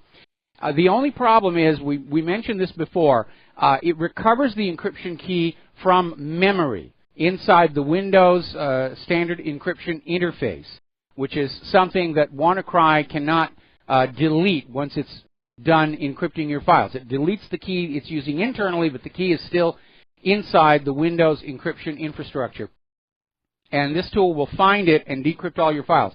But again, the problem is, if the memory has been overwritten or you've rebooted the system, it is all over and done with on this situation. And it really is, it's an out-of-control problem.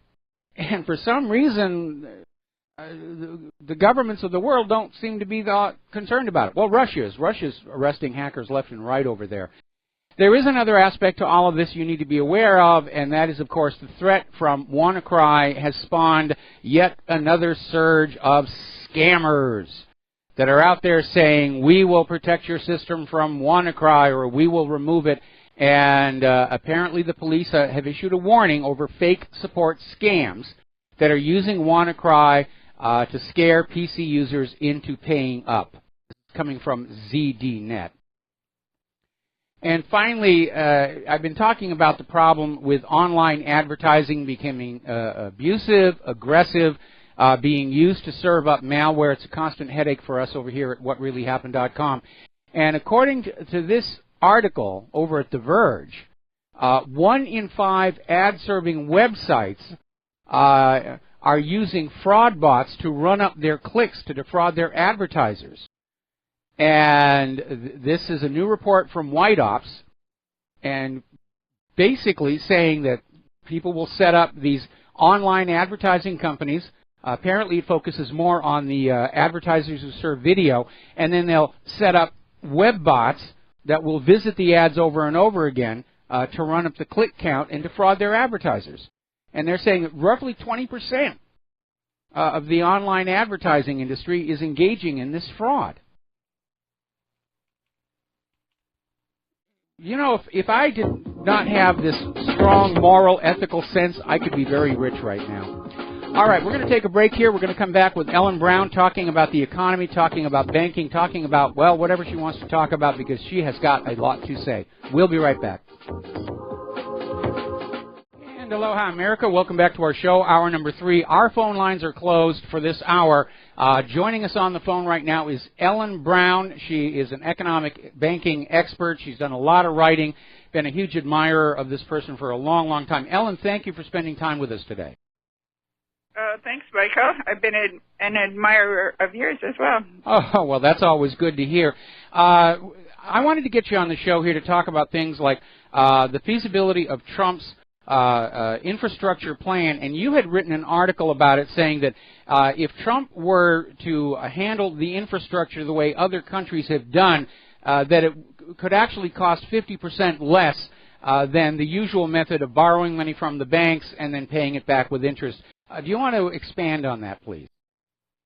Yeah, well, China, for example, has built 12,000 miles of high-speed rail, and just in the last 10 years, which is basically during the time that we've been talking about it. And how do they do it? They fund it through, they own, I think, 80% of their banks. They used to own, or the state, the government used to own all their banks, but I think they're down to 80% now. But they own the big banks, the infrastructure bank and the central bank and so forth. And so they can borrow directly from their banks, which they own, and they get the interest, which is 50% of the cost of infrastructure on average in the U.S. over a long-term loan.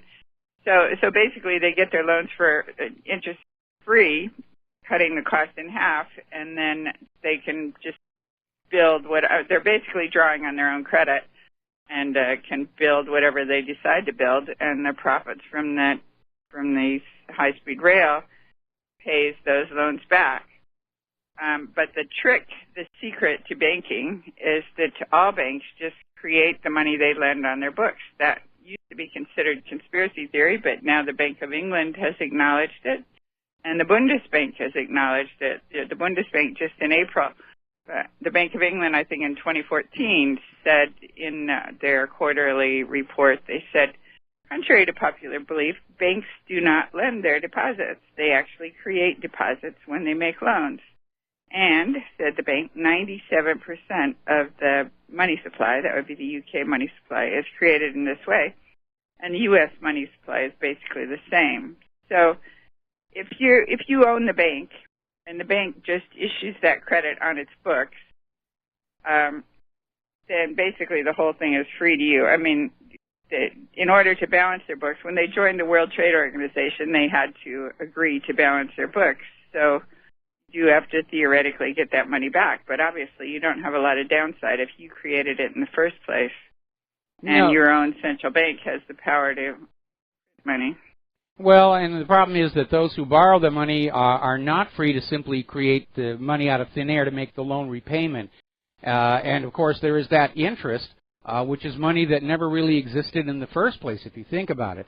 And that's why this system of banking is such a trap, because by design it creates more debt than money with which to pay the debt. But getting on back to the infrastructure, especially as it regards what Donald Trump wants to do, the way China does it, the loans do technically accrue interest, but that interest goes back to the government of China.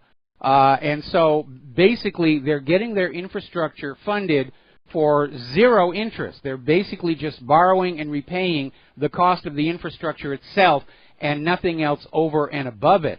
Now, Canada used to have that system because the charter for the Bank of Canada, and the Bank of Canada is rather unique in that it is owned by the people of Canada, But the Charter for the Bank of Canada declared that loans for government infrastructure development would be interest-free, but unfortunately, that went away a while ago, and I think this had something to do with joining the World Trade Organization, where the Government of Canada now goes to ordinary banks to borrow money for infrastructure that charge interest and then makes the Canadian people pay for that interest, even though interest-free loans are technically available from the Bank of Canada. And there was this lawsuit, the name of it is eluding me at the moment, that they were trying to basically go back to that system. Mm-hmm. It's brought by the COMER, which is the Committee for Monetary and Economic Reform. In 1974, as they allege, and I think they're right, I've written this too, in 1974, Canada joined the Basel Committee, which was part of the Bank for International Settlements. And the new rules under the Basel Committee, that was when we had stagflation going on, and this was blamed on governments printing money or borrowing from their own central banks, which created the money. So it was based on Milton Friedman's argument that inflation is always and everywhere a monetary phenomenon, which it isn't. I mean, he was saying that if you have inflation, it's always because the money supply has increased, but that's not true. At that time, there were other reasons why we had inflation. One was that Henry Kissinger apparently had negotiated a secret deal with the OPEC countries to sell their oil only in dollars, and Kissinger said, we will make you very rich. We are going to quadruple the price of oil. But in return, you will sell your oil only in U.S. dollars, and we will protect you militarily, protect the ruling families. So that was the beginning of, that was after the U.S. had gone off the gold standard internationally when, in 1971, when Nixon closed the gold window and said, we're out, we've run out of gold, so no longer will your dollars be redeemable in gold. So the dollar plunged, and in order to regain its global reserve status, our State Department devised this plan to back it with oil, essentially. Yes, the petrodollar deal. So that quadrupled the price of oil. Sorry? I said the petrodollar deal, and they're still continuing that today. They're trying to make sure that all natural resources are traded only for U.S. dollars, because without that, there isn't a whole heck of a lot left holding our economy up. Well, yes, but I don't think that can be. I mean, obviously, the Chinese are selling the Chinese and the Russians are negotiating, et cetera. I don't think they can maintain that anymore. So that quadrupled the price of oil globally. And the countries that didn't have their own oil then had to borrow. So, of course, they had to borrow from U.S. banks because they needed U.S. dollars in order to buy their oil.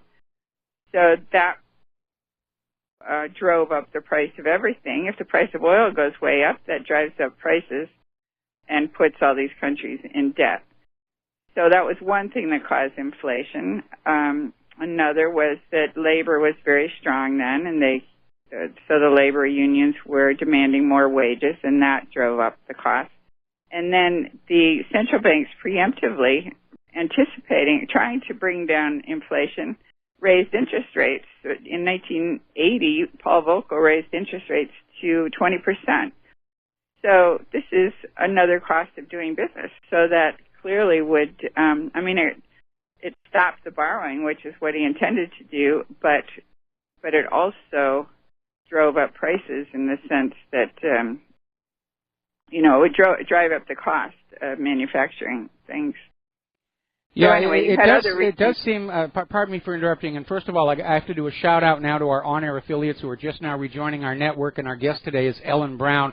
We're talking about banking, the economics of infrastructure development. We're going to be hitting a lot of other topics later in the hour. It is rather amazing when you look at modern commerce. It isn't just person with money trades money to person with product. It seems like credit lines and banking are just insinuated into every possible aspect of commerce between any two parties, and of course they're siphoning off a huge amount of the wealth generated by that commerce.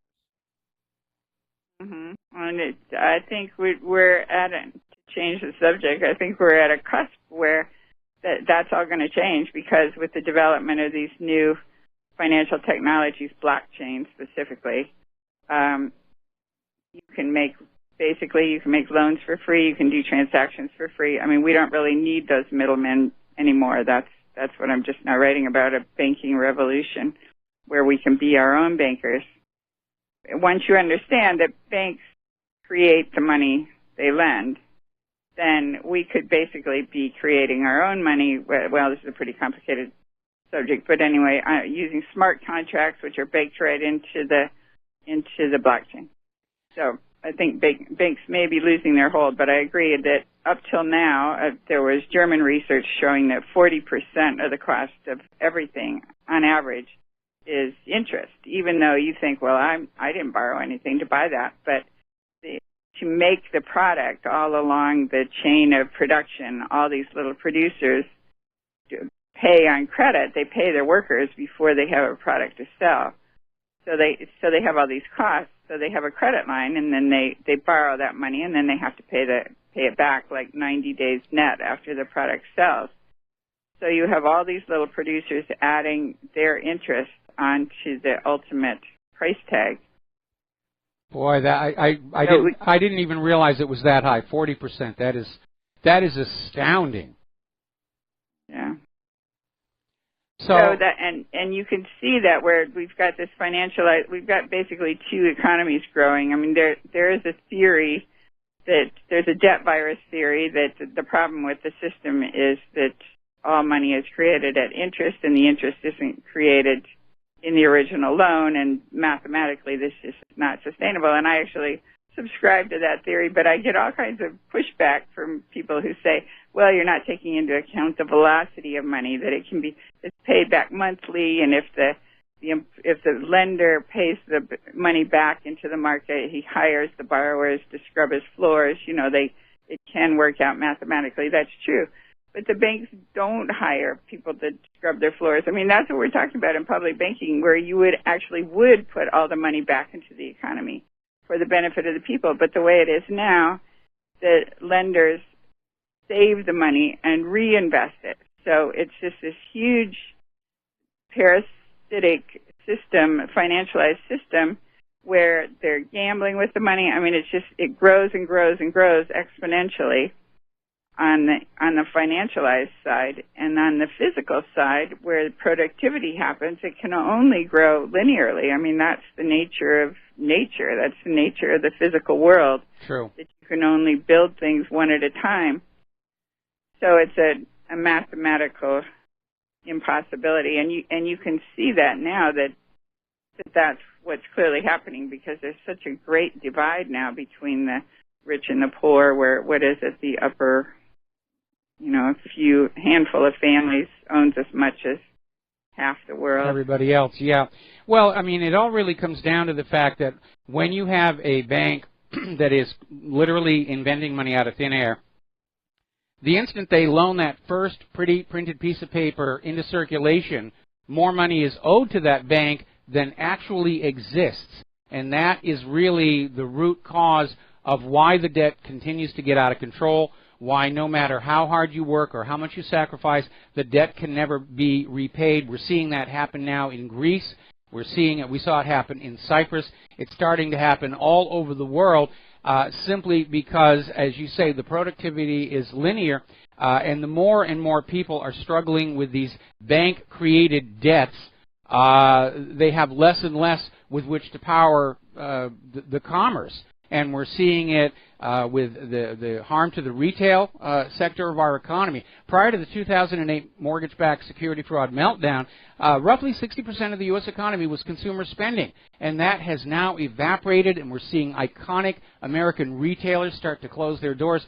Sears is about to go. Radio Shack is on the verge of going. Every day when I do this show, there's another retailer that has closed their doors. The shopping mall we have down here at the bottom of this hill on Oahu, they've got huge numbers of vacancies. And I admire the courage of people who will go on in there and try and start a business. But you look at some of them and you say, this is a business that would do well in good economic times, but they don't have a chance of surviving now. When you have all the money concentrated up at the very top, the economy locks up. To have the economy working healthy, there's got to be a recycling machine that takes some of that wealth from the very top, pumps it back down to the bottom, so that workers, middle-class people can trade their labor for decent wages and salaries and then pump that money back on in. To go to the malls and buy things, to go buy new cars, to go buy big screen TVs and keep the system going. But unfortunately, our system has evolved away from capitalism years ago, and it is now very heavily fascistic. And it is literally designed where all the real wealth is being drawn up to the very, very top and not allowed to come on back down for commerce, for rebuilding. And we're seeing the effects every day. But unfortunately, the people who own these banks, the people who are at the top of these financial corporations, they're money junkies. They're literally addicted to wealth. No matter how much they make, it's not going to be enough. They need that rush the next day. And like addicts of cocaine or heroin or meth or anything else, they literally are oblivious to the damage their addiction is doing to those around them. And that is really a big part of the problem we're dealing with. Right, and that's basically what public banking is all about. It's basically the Chinese model, where you would put all the profits back into the system. I mean, basically they go to the taxpayers, and then they are spent on things that the taxpayers want to need, theoretically. I mean, I know in our current system, because it's so captured by big money, taxes don't seem to go into what we want and need. They go into wars abroad. Yeah, wars. Yeah. And Israel and all this other stuff. It is amazing. But when our country first started, I mean, we fought the revolution to break free of a private central bank, the Bank of England. And the nation started with a very simple economic model that I think is very close to what is being proposed by the public banking movement. And that was that in the case of the Founding Fathers, the government created the money, spent it into circulation, interest-free. It flowed through commerce without accruing interest, and then was simply taxed back at the end of the cycle in the exact same amount to balance the books and close the whole thing off. And it's a stable system, and it worked for the country, and it worked for, more importantly, the people of the country. And almost immediately, those private central banking families in Europe came on in and said, we can't let that stick around. People will get bad ideas about running the economy. And so we had the first and second banks of the United States, and now we've got the Federal Reserve. Agreed. Well, you do hear people say that the problem with the government-issued currency was that it did inflate in the northern colonies, and that was allegedly King George's reason for saying that the colonies couldn't print their own money, their own paper script. But the reason it inflated was that it was a lot easier then to issue the money. I mean, it was very difficult to figure out. You say, like, bring it all back in taxes or bring it back a proportionate amount in taxes. But then you had all these frontiersmen, and, you didn't have this kind of bookkeeping that you have today where you could track people down. So it was very hard to get it back in the form of taxes. But today, it would actually be possible you could just shave it right off every transaction. I've heard these proposals for a financial transaction tax, where the tax would come right off the trade. In other words, you don't even have to send it in as income taxes. It's just, say these 0.1% financial transaction tax proposals. So it's just a little tiny shave, not like 10%, which is what we pay in sales taxes, but just a little tiny shave off of every trade, including all stock trades, all high-frequency program trading, all derivatives, all those money-making money things, which are currently untaxed, and are sales, just like the sales of products. They call them products. They call derivatives financial products. Why aren't they taxed as if they were products? Well, again, because we've gone down the road to economic fascism, where the tax burden is always shifted away from the extremely wealthy and placed onto the poor. Again, we need to rebalance the system. And again, whatever system that you're using, the problem gets to be when the government itself starts getting greedier and greedier to fund wars, and whatever tax system is in place, they will start to abuse it and take more and more from the people. We're going to take a break for commercials for 3 minutes. We'll be back with Ellen Brown after these few words. Aloha America, welcome back to our show. We're talking with Ellen Brown, who's an author, economic banking expert, a proponent of public banking, where we break free of these privately owned central banks that prey on us all. We're going to go ahead and open the phone lines. If any of you have a question for Ellen Brown, and please keep it on topic, 800-313-9443. Now, the reality is that back when the United States was first founded, there wasn't, in fact, any kind of a personal income tax. As you pointed out, it would be impractical with all the people out on the frontier. But the government did collect taxes very simply by taxing the points of business. And they were able to basically fund themselves that way.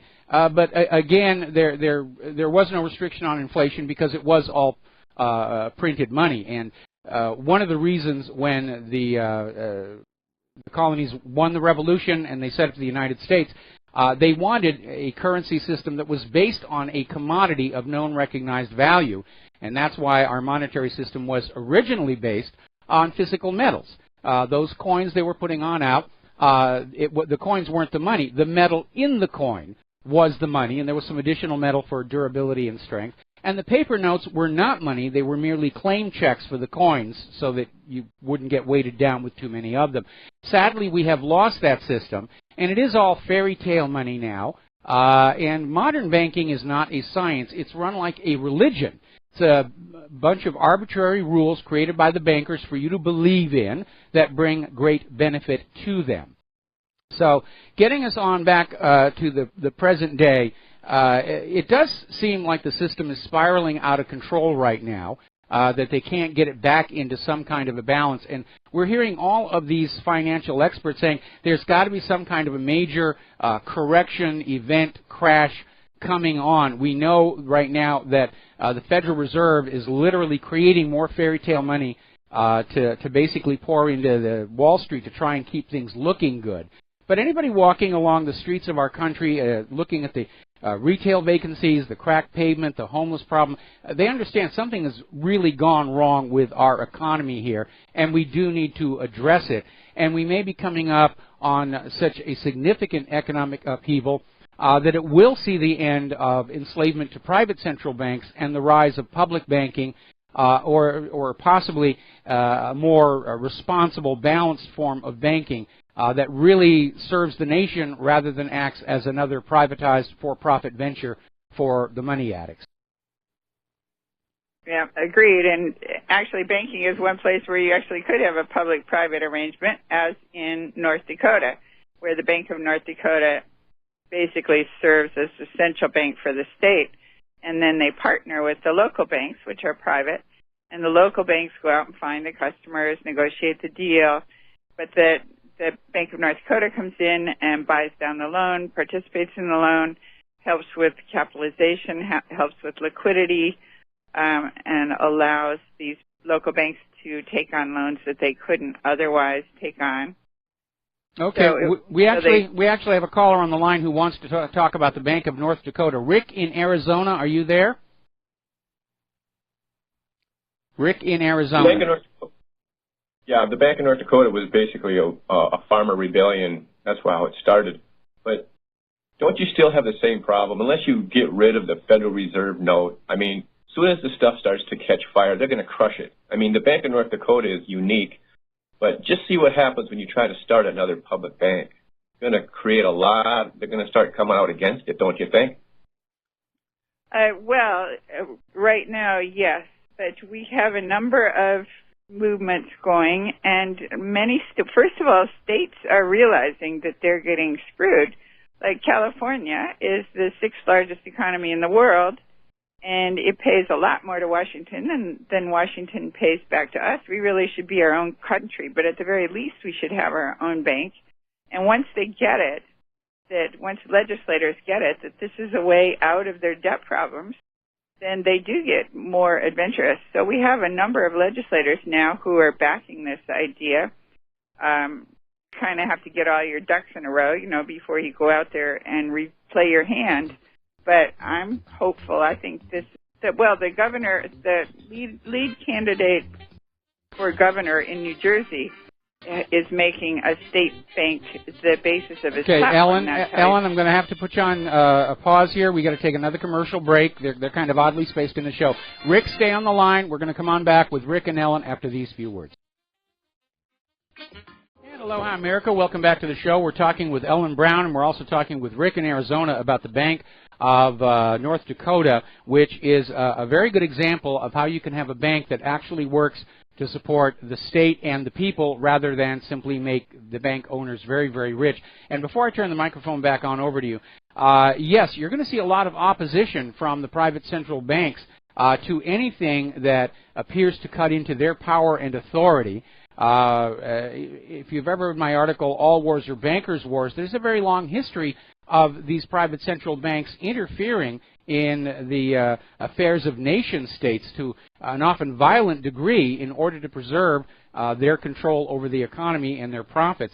The War of 1812 was started in part because of the U.S. government's shutting down the first bank of the United States.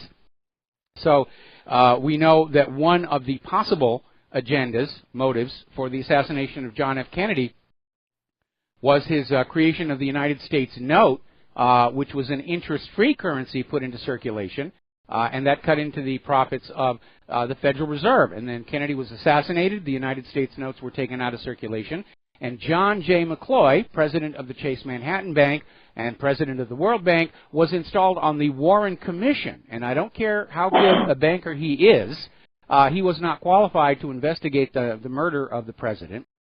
So he probably was there to make sure that any indications of a link between Kennedy's economic policies and the assassination were never allowed to go public.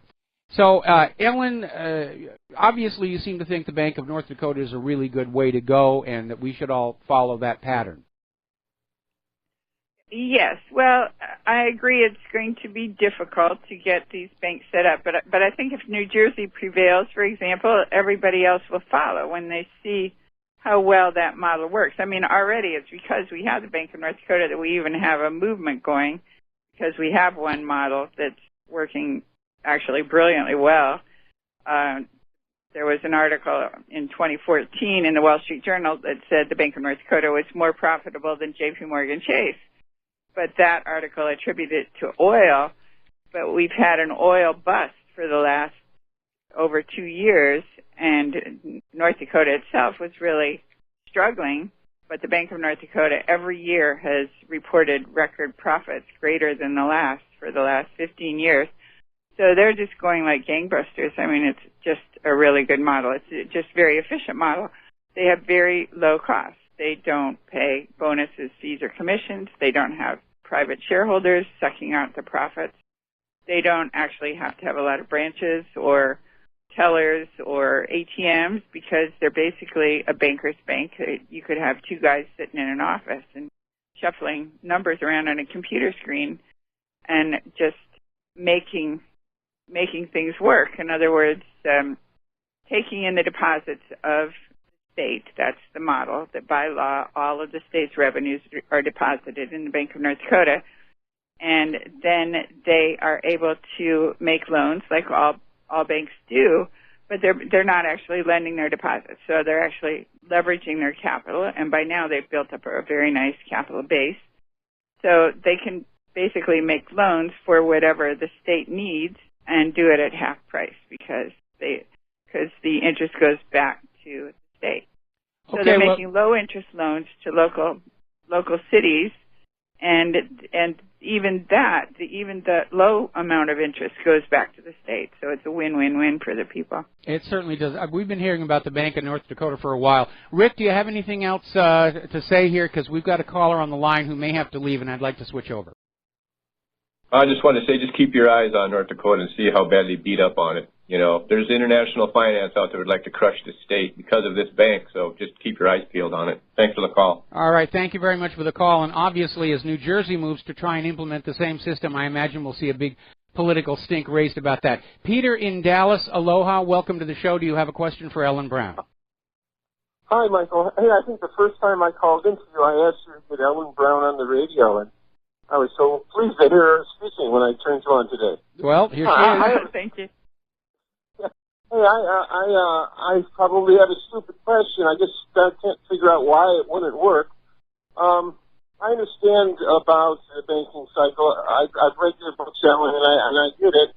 But is this a possibility? Could we simply have the federal government spend money into existence, tax without tax, and then let the inflation rate be the tax on the people every year? And then nobody pays taxes, and the tax is the inflation rate. I mean, it seems awfully simple. I'm sure there must be some reason why it wouldn't work.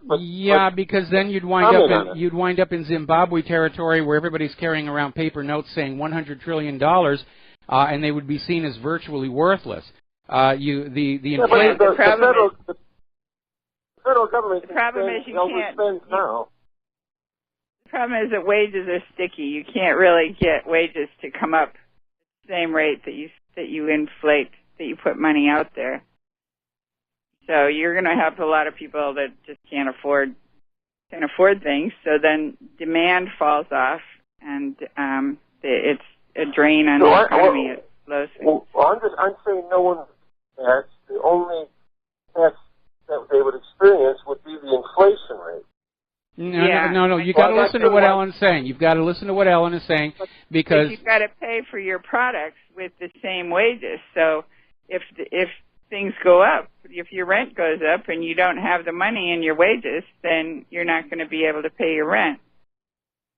So somehow you've got to get employers to keep in step with the inflation rate. I mean, it's a pretty hard system to regulate. It would be easier, it seems to me, to do a financial transactions tax instead of income tax, where you just shave a little bit off every transaction, including all these financialized transactions, which is actually where the big money is, much bigger than our little sales purchases. I mean, if we only it would shift the tax burden back onto those who have the resources to pay the taxes.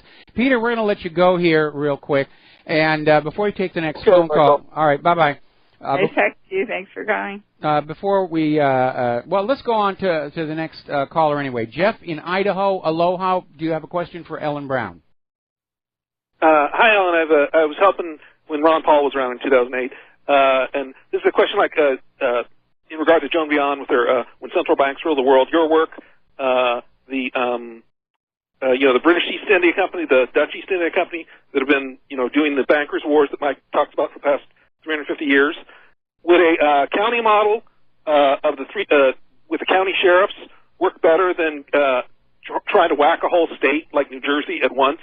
Because there's two systems going on. There's one of international commerce that's based on fiat money, and then there's the original, U.S. notes that were based on trade and hard currencies. Do you think that, if Trump was to try and come at you and from that direction, that you could maybe help him with some policies like that?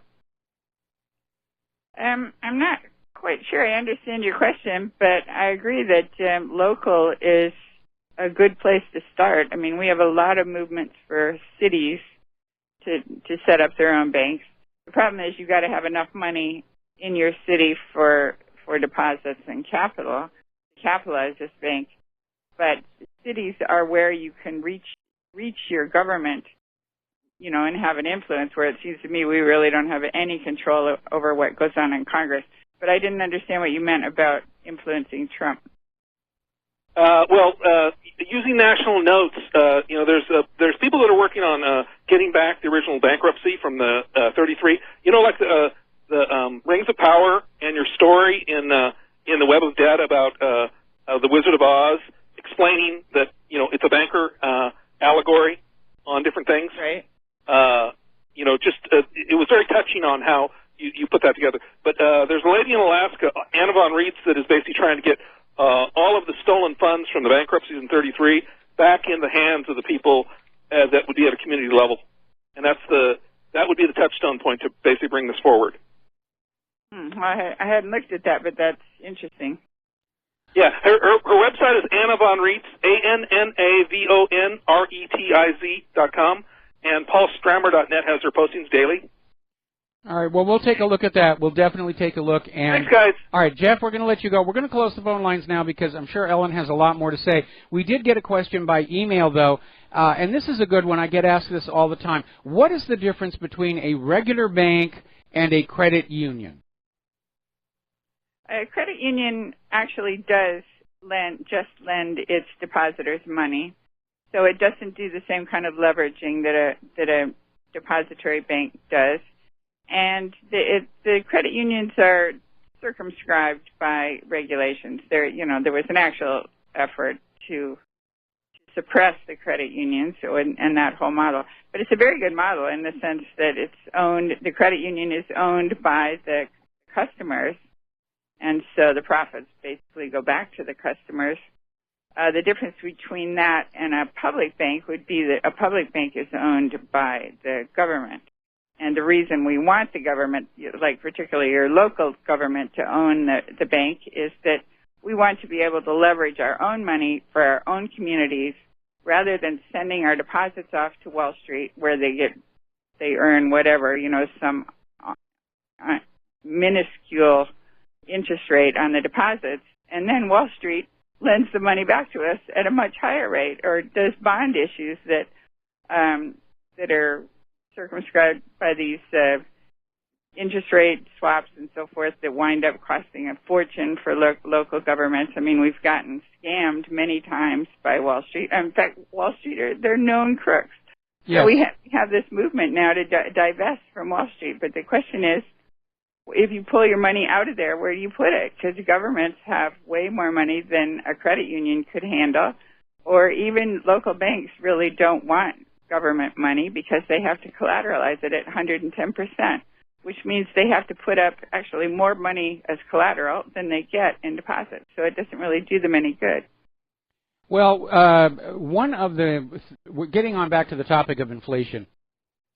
One of the alarming things that happened, I think this was about 10 years ago, is that the U.S. government stopped issuing what was called the M3 aggregate indicator, and this was very simply a calculation of how much currency was in circulation at the time, and it was relied on as being a solid indicator of the rate of inflation. And then all of a sudden that is now being withheld.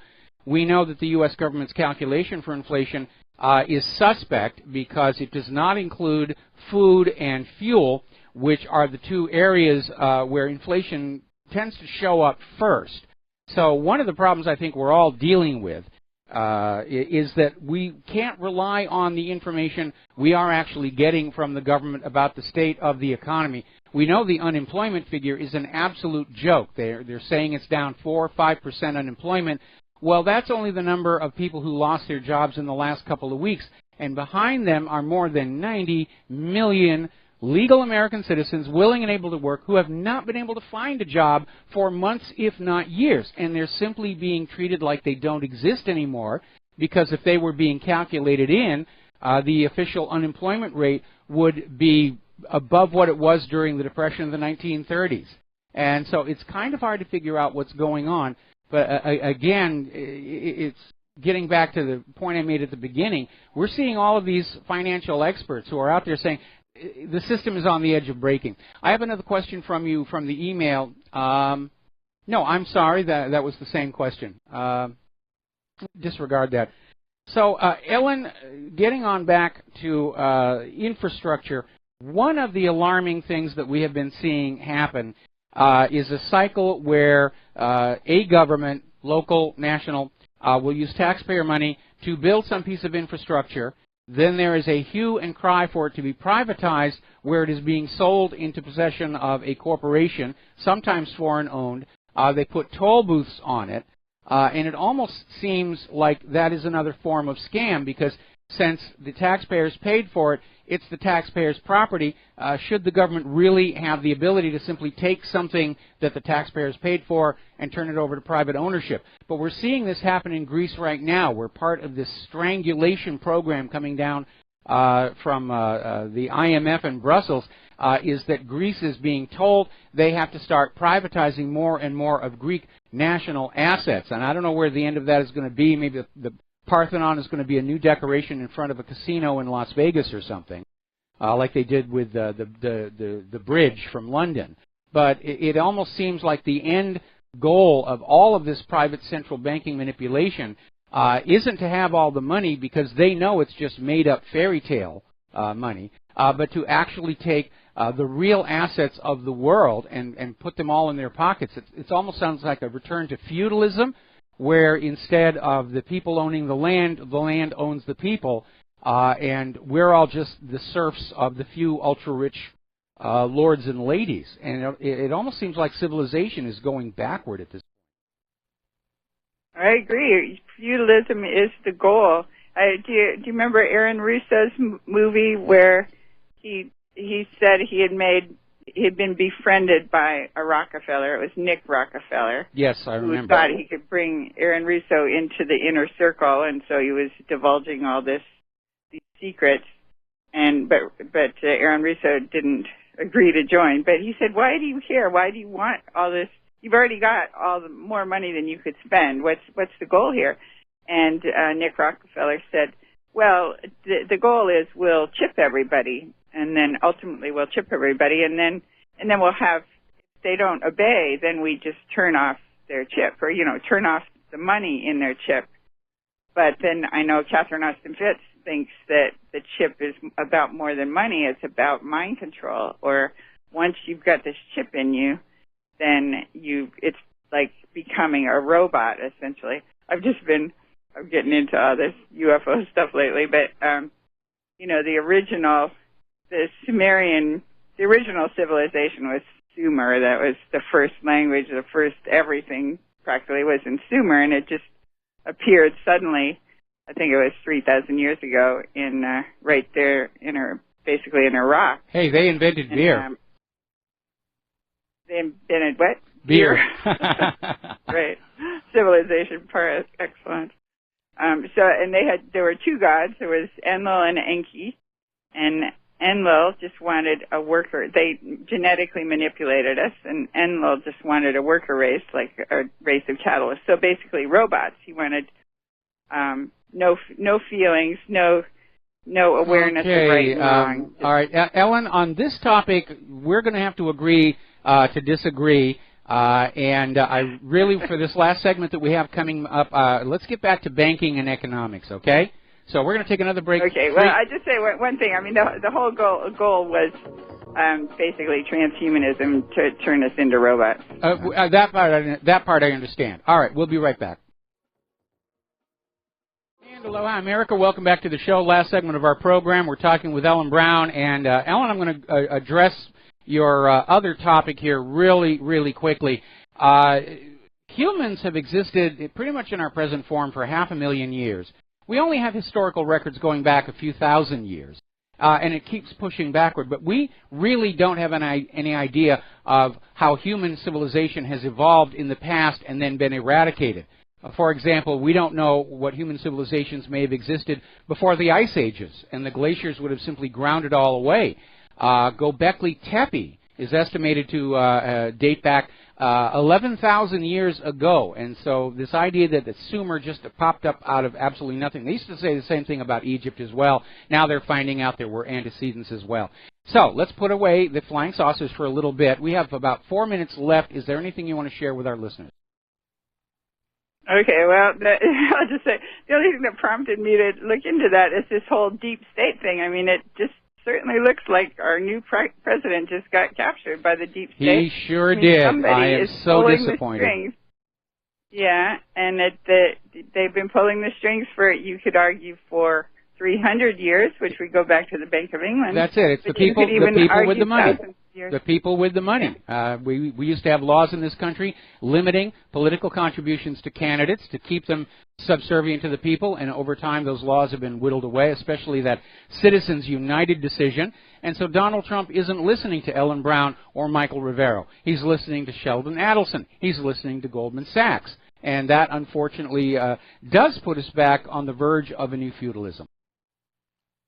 Yeah, well, and I just wonder if once they get up there, they take them into a little room and they show them a video of the Kennedy assassination, or, you know, I mean, I think they get threatened. I think they must, and we've heard rumors of such things.